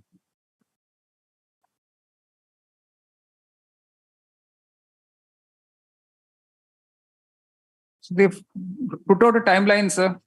Yes. Yes, ma'am. Yes, ma'am. So we can dispose it of. Yes, ma'am. Pursuant to the order passed by this court, a meeting was held on the issue of relocation of the Central Poultry Development Organization (Eastern Region) from Nayapalli (Bhubaneswar) to Talagada, Bentakarpada, Baranga on 20th September 2022. The minutes of the said meeting have been enclosed with an affidavit of the Joint Commissioner of the CPDO dated 29th September 2022. Full stop. In view of the fact that the minutes records the decisions taken on facilitating the relocation of the CDPO in a time-bound manner, the court does not consider it necessary to pass any further directions in the matter. The petition is disposed of. 66. May I please, Your Honor? The lordship will look to the order dated. What steps have been taken to inquire into the matter? 23/8/2022. And after that, only yesterday they have filed the counter affidavit contradicting the counter affidavit file in file in the writ application annexure 4. That was 10 pages, now 2 pages, only that non-maintainability ground without any inquiry, nothing. Although I to have some documents, but it requires affidavit filed by, and it is a matter from Sonpur. It will take some time, 3-4 days, it may be. When was your affidavit filed? 18th of October. The affidavit stated been filed by the respondent. Opposite parties on 18th October we brought on record. 14th October, I am very sorry. 14th October we brought on record. Yesterday The petitioner is permitted to respond to the said affidavit. File a affidavit in response thereto before the next date. Date may be fixed. 4th January. 67. May I please, Lords? Lordship, at a glance, a village playground became encroachment made by the private opposite party, Lordship. And immediately the villagers made complaint before the immediate revenue authority, Lordship. The revenue authority, Lordship, initiated proceeding, Lordship, the relevant page 24, Lordship, at a glance. Page 24, that is order dated 21/1/2022, Lordship. The inquiry has been contemplated, Lordship. After the inquiry report is gone and the opposite party, Lordship, admitted been encroached the village playground, Lordship. Their stands recorded in the name of government, Lordship. Then the revenue authority directed the private opposite to evict the land within 1 to 2 months, Lordship. Now, Lordship, we not carried out the said, Lordship. There is a representation pending. No, that has not been carried out, Lordship. Thereby, this long period also earlier issue notice to the opposite party. They have been already entered appearance, Lordship. The notice was on 28/6/2022, Lordship. They entered appearance. No reply has been filed, Lordship. And this notice was due to issued by non-compliance of the same, Lordship, I filed representation before the college to why the order passed by the Tahsildar for eviction has not been carried out, Lordship. Already, notice was issued when the case was listed before the honorable single bench. Then it was turned to PIL. So for the first time as a PIL, it is listed before your Lordship. Let the representative, let the authority decide the matter. Authorities have already been decided, Lordship. Where is the order? This is here, page 25, relevant page. Order dated 21/1/2022. The 25 considering the fake and before me and made available during hearing second by members directed to vacate the enclosed upon the government landed property within a period of 2 months. And this order has been passed, dear Lordship, January 2022, Lordship, by the Tahsildar. Whether there is any appeal against that order or not, that is also not. Good. Land is also starts to happen in the name of government, Lordship. Which is applicable. Playground, Lordship. Maybe, but rule of law has to be implemented because the encroachers are there. Opposite partner 5 to 8. 144 proceeding. This is not appeal provision is not there. File your reply then. Yes. Mr. Manthi appearing on behalf of opposite parties. Private opposite parties 1 may to be 4. noticed. Yeah. 1 to 4. 1 to 5. States that he'll file a reply within 8 weeks, rejoined for the next date. Meanwhile, fresh notice be issued to opposite parties 6, 7, and 8 by registered post. Obligors. Returnable 8th January. Sorry, 9th January. 9th January. 9th January. 68. May I please discuss, my lord? Can't see, Lord. Order dated 7/9/22, my lord. They have not yet filed an affidavit. Yes, we have filed the affidavit. But not, they are not the copies. Sorry. Your Lordship may kindly go to the last para of the affidavit. What are the? We have already constituted the committee by order of the Honorable Court. You want 2 more months? Yes. All right. 2 months. An affidavit has been filed today by the Deputy Director of Estates. Yeah. Praying for 2 more months to complete the inquiry by a committee in terms of the order dated 7 September 2022 of this court. Paragraph accordingly, the time to complete the inquiry and file an affidavit is extended by 3 months from today. List on.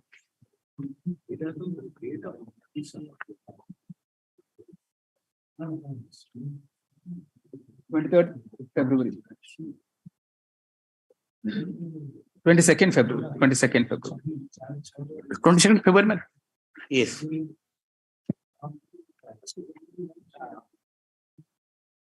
For admission, Tax matters. Add-on 69. Whereas here, though I have two grounds, I am only I am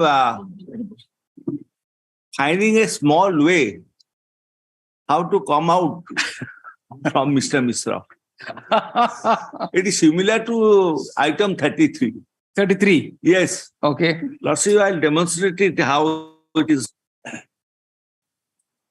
common. Lordship will kindly see the audit was made on 4/6/2012. It was submitted on 18/8/2012, page 17 and 18.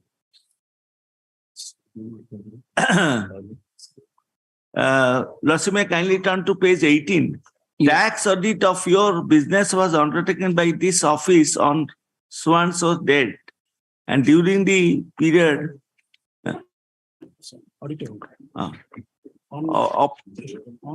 taken by the offices, on it. Then audit report, Lordship will kindly say page 17, 18/8/2012. More than 7 days. Your Lordship, it is not wise, Your Lordship. My Lawrence Senior all along had challenged 42/6 because the order has been passed after 6 months. All along. I have filed counter in this case, and it is covered by Your Lordship judgment in Cobra installation and subsequent many judgments. Cobra intended. Now why my Lawrence Senior has cited Your Lordship since Your Lordship's order has been referred to larger bench by Honorable Supreme Court. I am not going to it is a discussion in between that will be kept in arrest till disposal of the Honorable Supreme Court. Now all of a sudden, because my counter is not on that ground, his read is not on that ground. No ground as the evidence is concerned. I will say, such a counter I have never seen.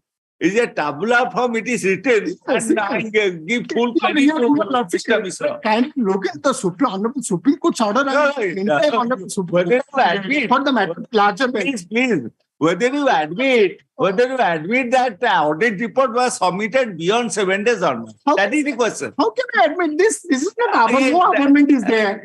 No count. I have not abhorred in my counter. No. I have not abhorred in my counter. The only entire repetition is 42/6. I admit that it is covered. Okay. Para 4. Yes. Para 4, my lords, of the repetition. Copy of the yes. I have written, my lords, audit visit report was undertaken by the Cell Tax Department in the petitioner factory on 4/6/2012 for the tax period 1st of October 2009 to 31/5/2012. 31st of May 2012. The audit visit report was submitted by the Deputy Commissioner on 18/8/2012. I have clearly heard. Only thing is that order. Your Lordship, you are now kindly turn to page 17. The interpretation. The interpretation. What interpretation?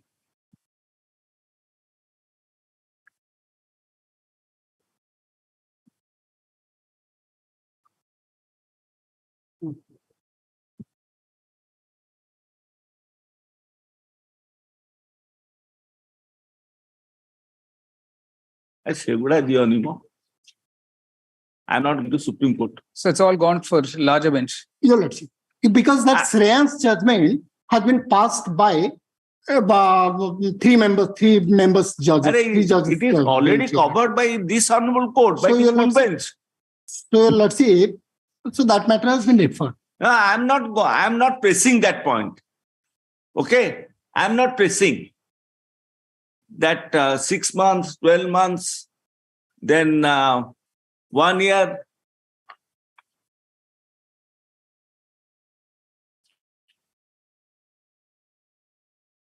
When it is covered on the face of their documents, I'm not asking for anything else. Their documents speak that it has been submitted beyond 7 days. No. What no?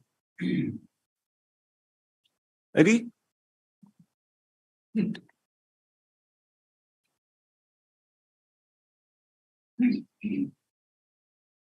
And I'm not going to praise the second point.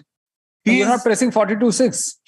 I'm not pressing 42.6. I'm only pressing so far as the audit report is concerned, my lords. It should have been beyond. Your it is Lordship, beyond. an adjournment may be granted. I'll counter that ground because what my learned senior Alright, is agitating at this the stage, point. Yeah, Mr. Rai states that no, the court would like to notice at the outset that by an order dated 11 July 2022 in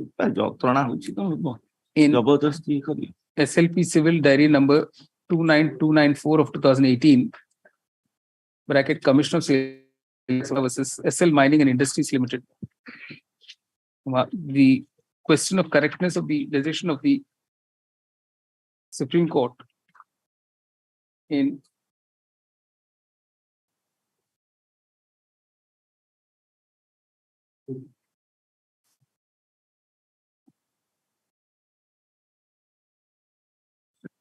State of Punjab versus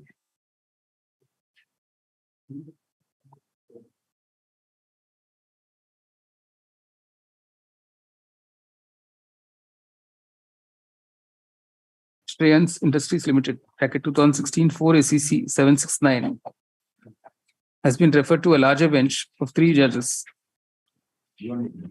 of the Supreme Court of India.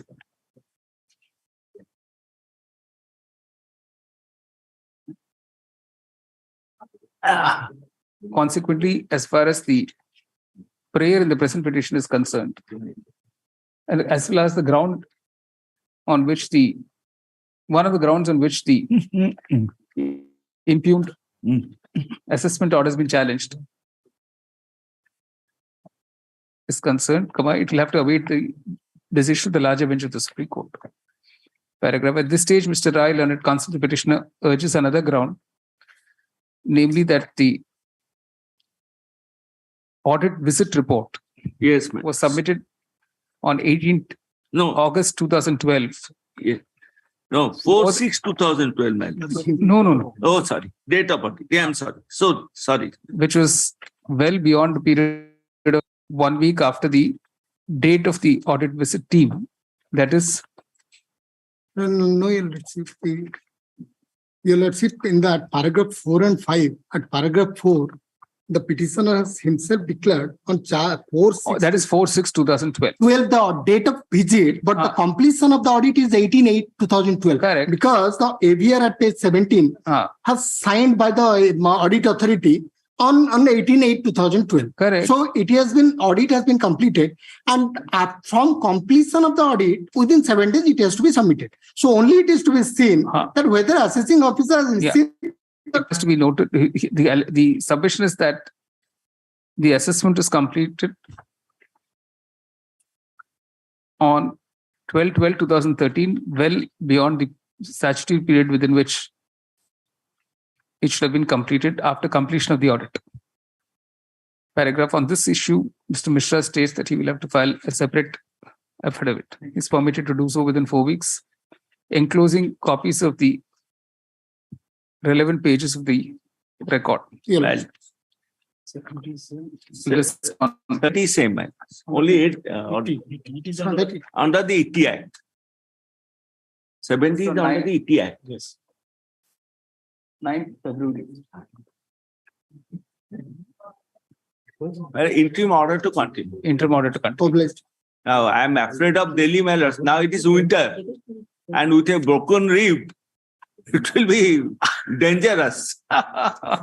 Winter has already set in Delhi. More than that, the pollution. Yes, pollution also. 70, same thing. Same, only under the Entry Tax Act. First is VAT Act. Audit. Much of that. 71. May please, my lords. Covered matter. Our file is misplaced. My lord, I have collected a copy from my lord senior. This is already a covered matter Instruction, relating to the fees levied under section 243E of the Income Tax Act. Here, unfortunately, even though it came with effect from 1/7/2012, the proceedings and how it will be computed, that is 200A, came with effect from 1/6/2015. So the Karnataka High Court, but he doesn't have the paper book, he says. No, I have him a copy. Only today. Today, my lord senior. All right. At the request of Mr. Mahapatra, who appears for the revenue list on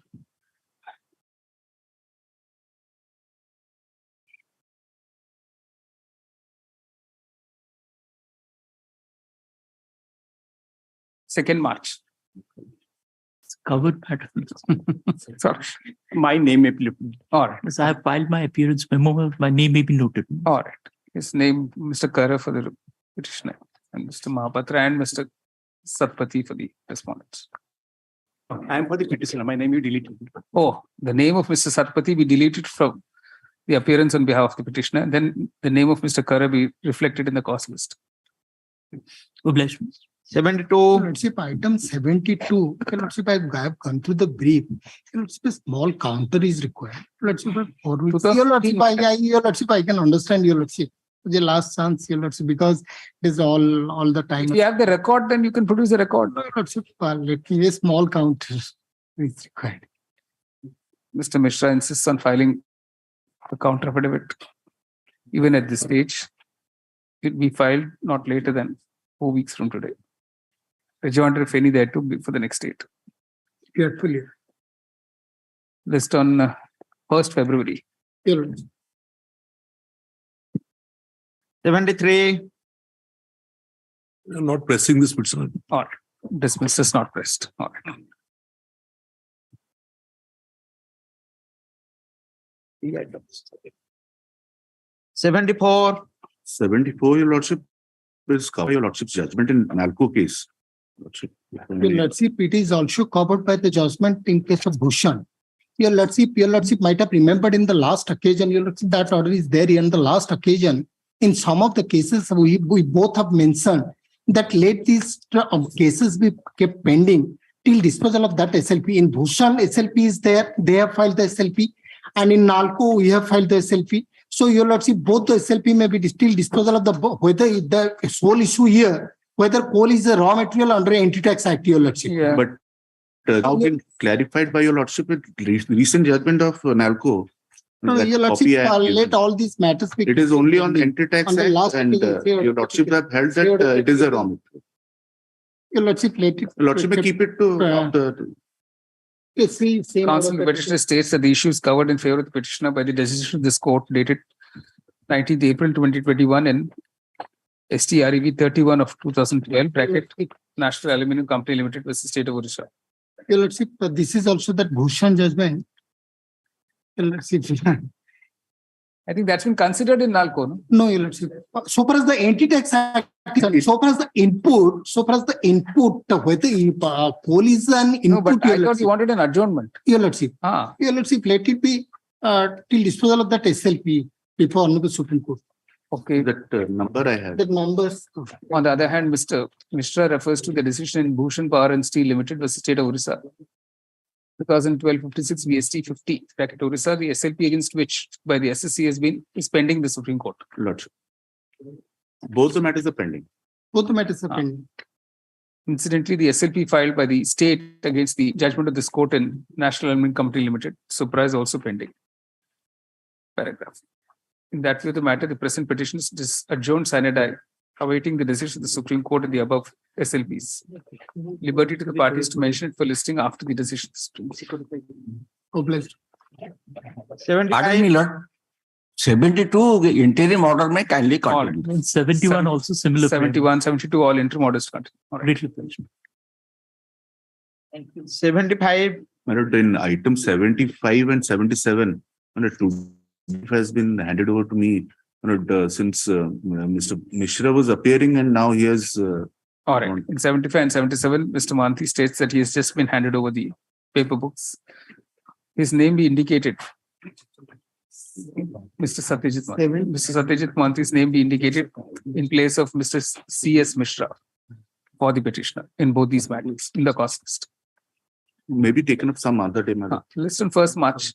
Lordship. 76. I am filing my appearance along with no objection.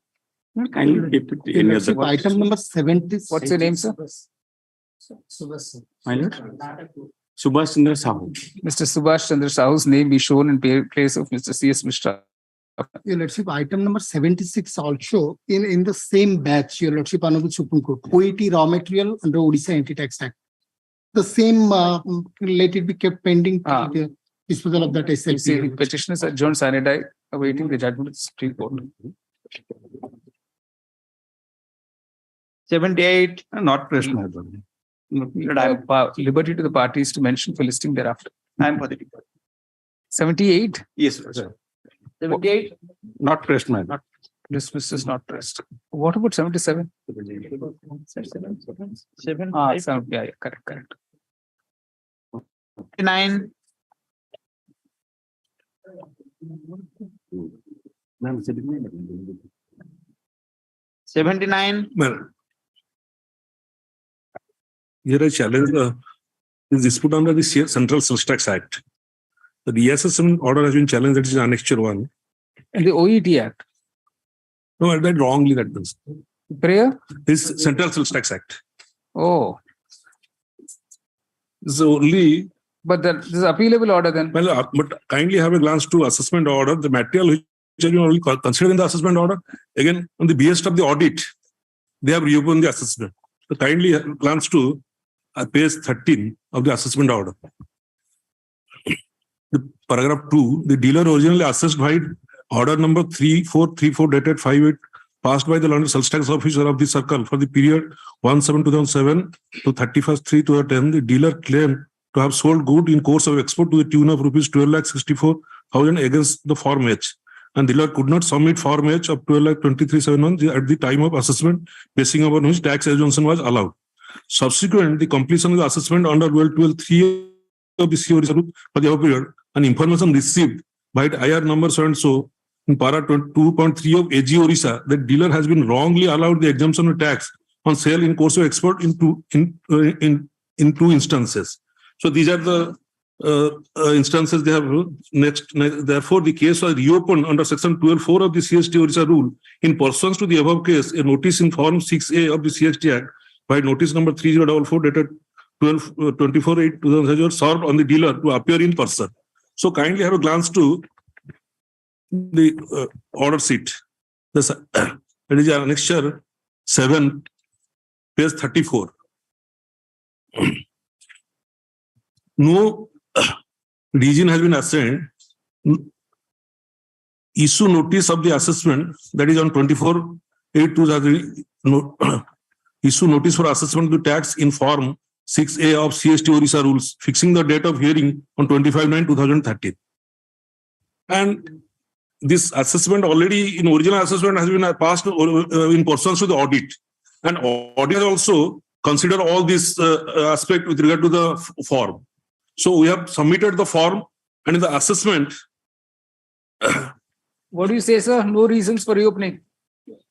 That has not come out, but the assessment order was passed on 2014 and this read was of 2015. That's all right. There's no reasons given for reopening. No reasons at all. The record has to be verified. No. The record is here. Is enclosed. Yes, You have not filed any counter, sir. All these years. From 2015 till date, you have not filed counter. There's no reply. The writ petition is allowed. Yes, sir. All right. At number 80. Sahu.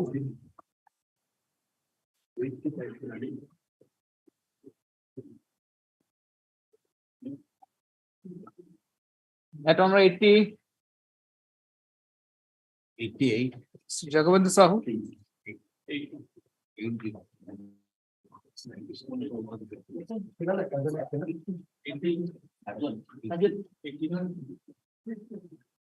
Lordship, we have missed the list. I see. It may kindly be adjourned to next week, Your Lordship. Or at Just the now request of counsel for the petitioner in this round. Please go on. Which day? 25th January. 81.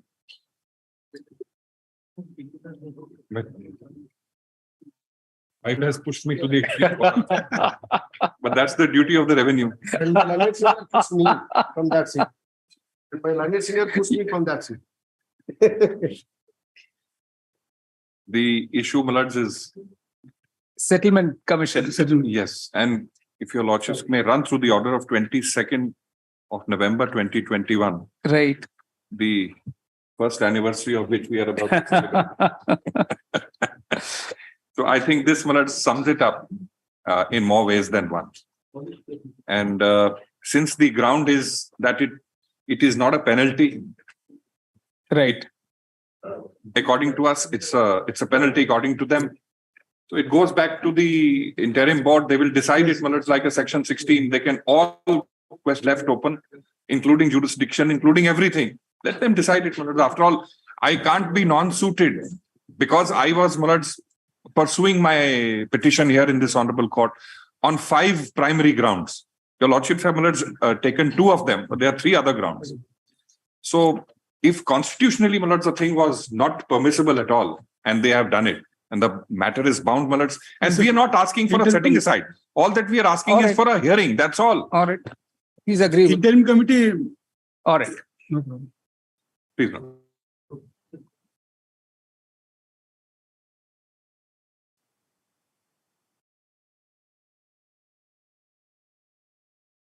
In the original petition also, we said, my lords, give me an opportunity to be heard on these 5 assessment years, F1, F2, F3, 5.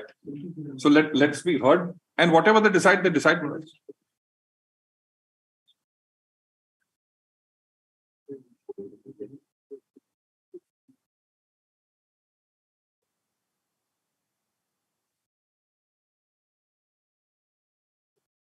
Just one. Yes, please. We had prayed, my lords, for setting aside the order of 31st of July 2017. That order was based on a purported consent given by the lawyer. Based on that consent, the adjudication or so-called adjudication was done to subsume that sealing mark. Said, because you have agreed to this, so I decided this way. Because you agreed to this, I decided this way. That's the. And consent can't be given in view of the latest judgment of Justice Chandrachud, following a whole lot of judgments versus 2022. Latest judgment. Just give. Follows Himalaya, follows Millard's Tripura. This is dehors the submission that there is no room to give any consent in a 245C because of Ajmera. Ajmera says that since it's undergone, your 245C undergoes a triple adjudicatory test. You should adjudicate it. But this bargaining between the lines is impermissible. It sets a bad precedent for the revenue. It sets a bad precedent for the assessing.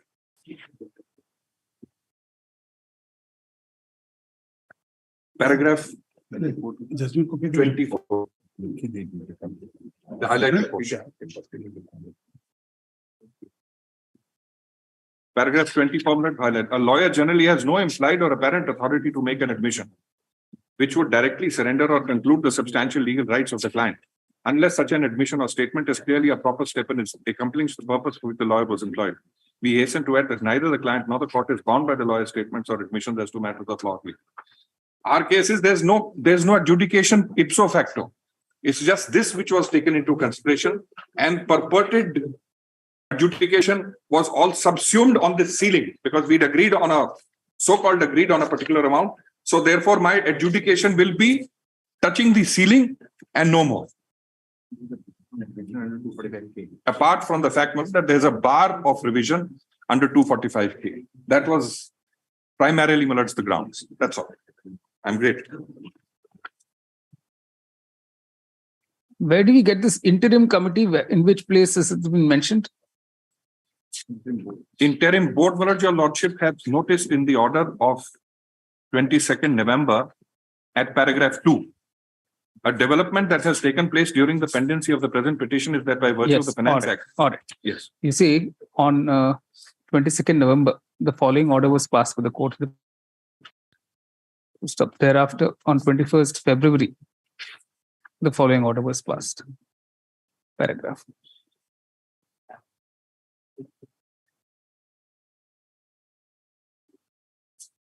Today, after hearing the parties, it has been agreed between them that all the issues which were earlier decided by the impugned order dated 31st July 2018 by the Settlement Commission, including the issues raised in the present petition, can be examined afresh by the interim board for settlement constituted by the central government for settlement of single courts pending applications as defined under section 245 capital A bracket small e bracket small b of the Income Tax Act 1961 bracket Act. Paragraph. It has also been agreed that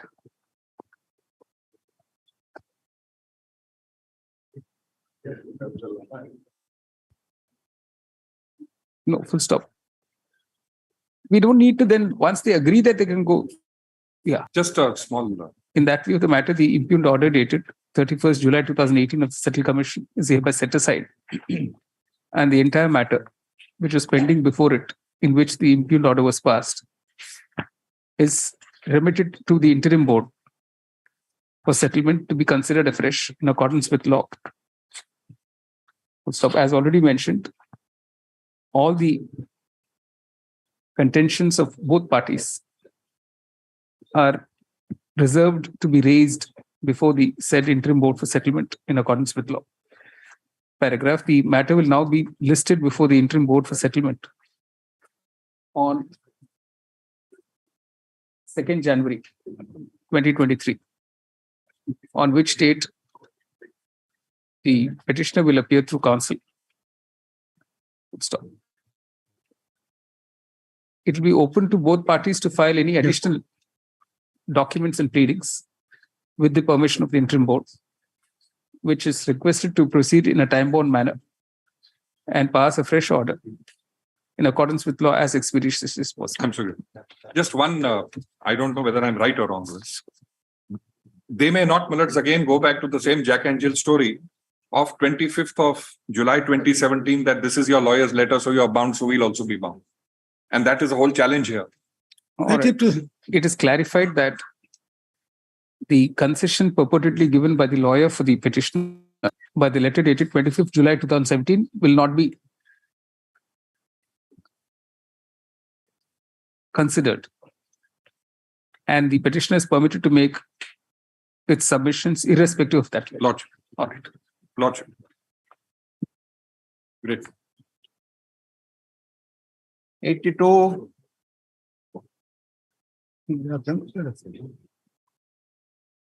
Item 82, identical matters are coming on 16th January, your lordship. It's a bunch of cases, your lordship. 16 January. Your lordship. Or list on 16 January. All right. Grateful, Lord. My interim order will continue. Interim order. Before the interim board. But we have brought a closure to, thanks to Mr. All right. And to my lord. All right. Yeah. In this item 82 interim orders continue. All right. 83. 83, so my lord, 83 was same issue. Same thing. Correct. Same. Interim to continue, my lord. 82, 83 same. Oblige, my lord. For admission, excise matters. 84. 84, my lord, we are in the second matter. There's a miscase which was filed for substitution because the primary petitioner had expired. So his wife and 2 children were supposed to be, the miscase is on record. But unfortunately, his wife has also expired.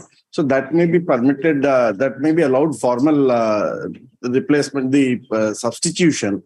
And so far as the issue is concerned, in the meantime, we had sought for cancellation also and surrendering the lease of the salt factory and everything, but that has not been taken into account till date. So I'll bring on record those documents. In the meantime, what has happened from 2013, filing the entire factory was destroyed. All right. So to that extent, your lordships may grant me some. What about the first matter who's appearing in that? My lord, I don't know, but there is an application I am for the which. petition in 84. I am for the petition. In the first matter. My lord, First matter. Shivaram Reddy. 28122 by 13. Correct. Yes. My lord. Okay. But in this case, I have sought for renewal of my license, manufacturing salt license. I have applied prior to the expiry of my license, that is on 25/8/2011. My date of expiry was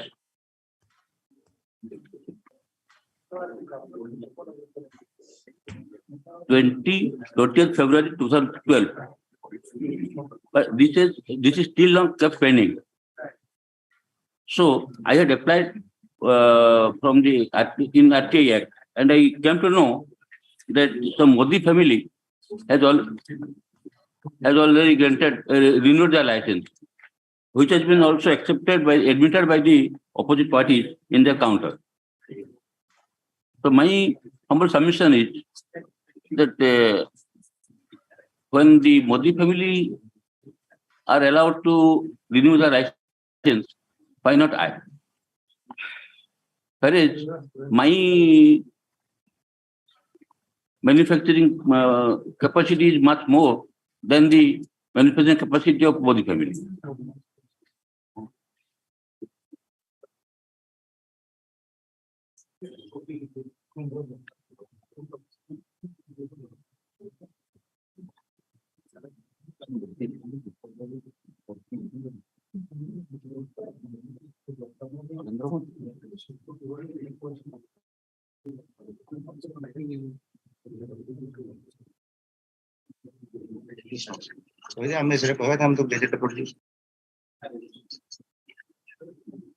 May I submit one thing, my lord, in this case, 84?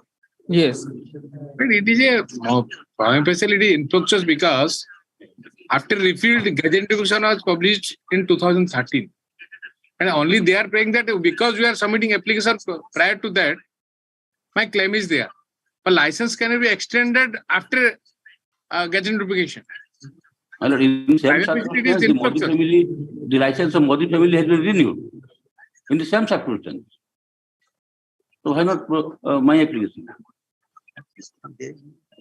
Yes, they filed a reply, sir. Have you seen the counter? Yeah, I have already gone to the counter. Paragraph 4, Narsimha.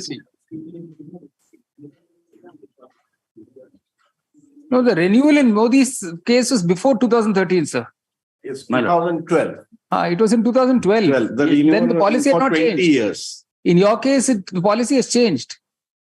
No. Yes, yes. My case is similar to the case of Modi family. No, sir, that renewal took place before the policy changed. Prior to the policy change. Yours it was kept pending. The policy has changed now. My lord, what happened in this case?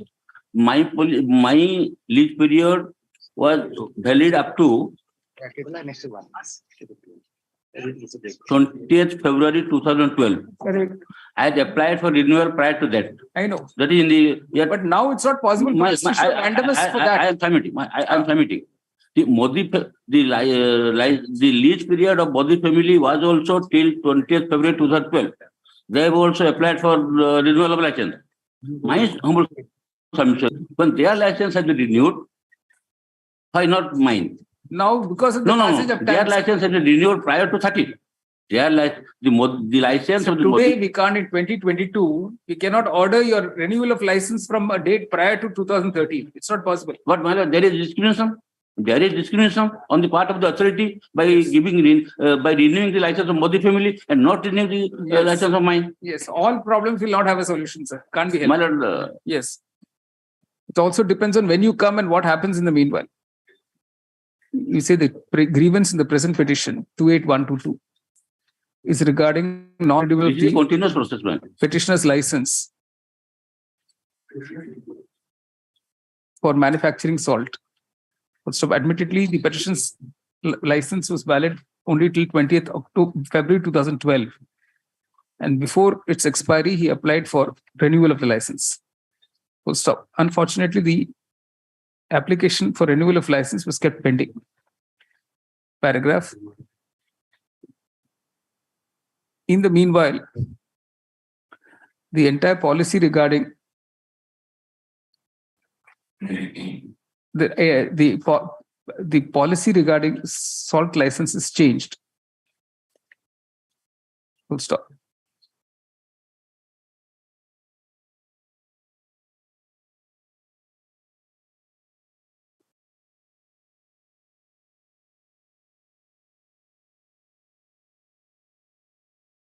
By notification dated 9th October 2013, it was decided that there will be no automatic renewal of leases, but there will be a fresh tender for assignment of land for salt manufacture. Full stop. Paragraph. It accordingly has been submitted that it's not possible for the petitioner's application for renewal of license to be now considered in view of the changed policy. Paragraph. It is then argued on behalf of the petitioner that the petitioner has been subject to discrimination in as much as license was renewed in favor of Shri A.K. Modi and others for a period of 20 years with effect from 6/1/2012. And since the petitioner was similarly situated, he could not be discriminated against. Paragraph. It is seen that in case of A.K. Modi and others, writ petition number 15865/2012 was filed in this court.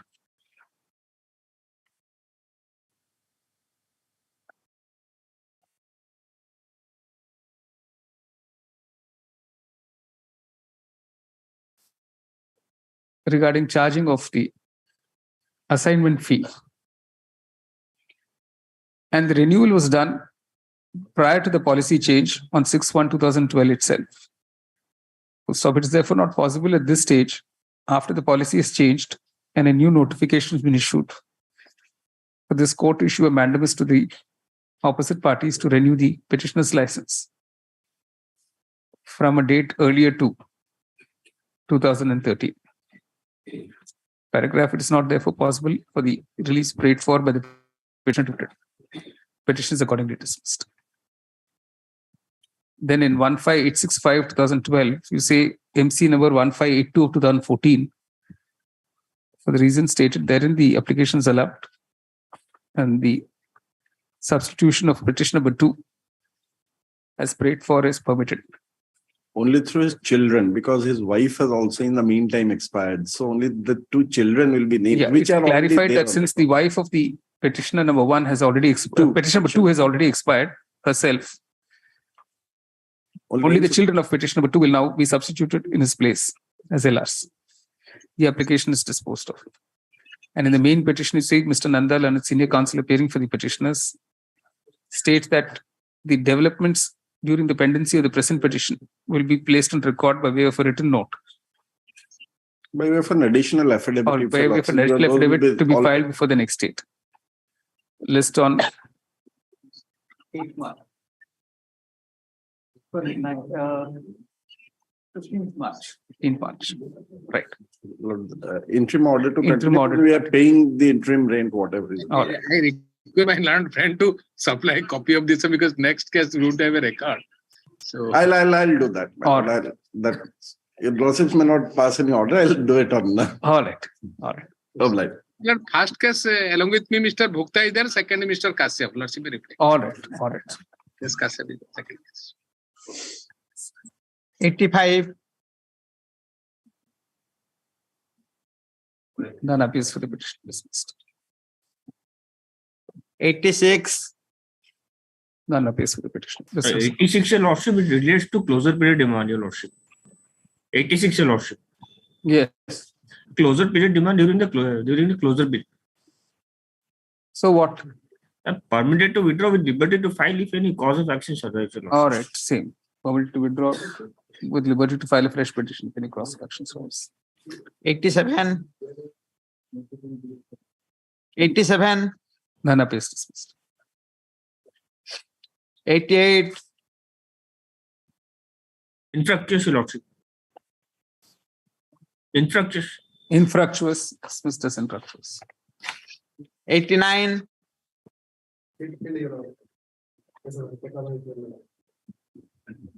89 and 90, I'm appearing on behalf of Mr. B.K. Parida. 89 is no instructions, and 88, Your Lordship, the cause of action doesn't survive, and 88, no cause of action survives, it's dismissed. And 88, he was just now appearing. I don't know. not 89 and 90. 90, yes. You mentioned the wrong number, sir.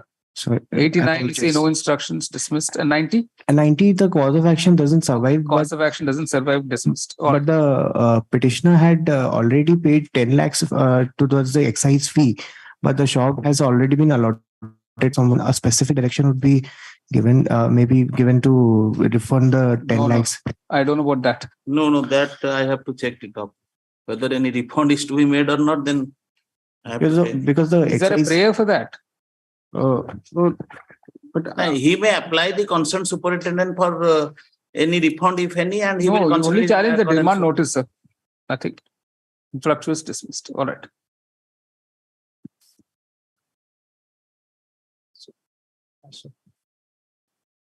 That's all items. Item 20. Lord, in the list, though it appears that no SR is made, but this very same judgment is challenged in another writ appeal. It's a common judgment. Lordship will see two matters were disposed of by a common judgment. And writ appeal, Your Lordship has been pleased to issue notice in the connected writ appeal 310 of 2019. All right. Just take that.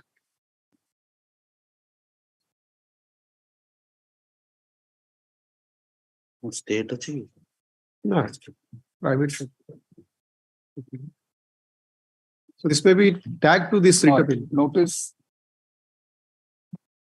were registered speed post returnable on the next day. List on 8th February along with WA number 310/2009. All right. 64.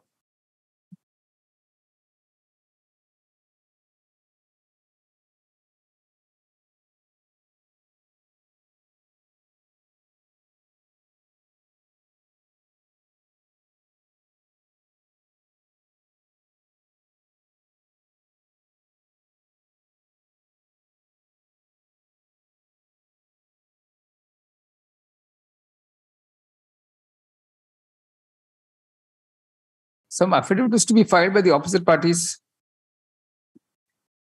This one. This Premananda Sahu. Yes, my lord. This is about beggars' homes. And my lord, your lordship may kindly have a glance on the affidavit which we have filed recently. Which one? It's not come on record. My lord, kindly give me a second. It's there in the record.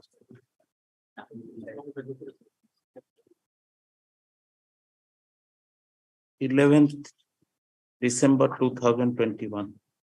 No. That is the last affidavit. District Social Security Officer. No. There's an order on you wanted to file a reply to the rejoinder. Rejoinder.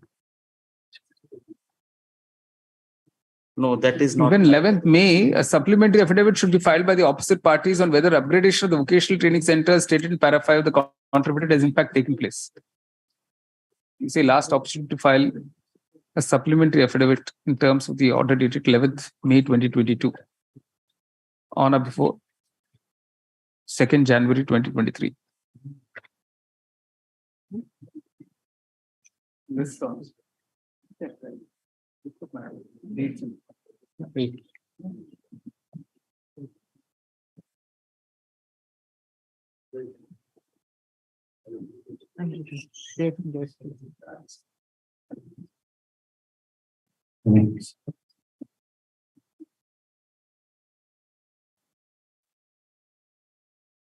Over.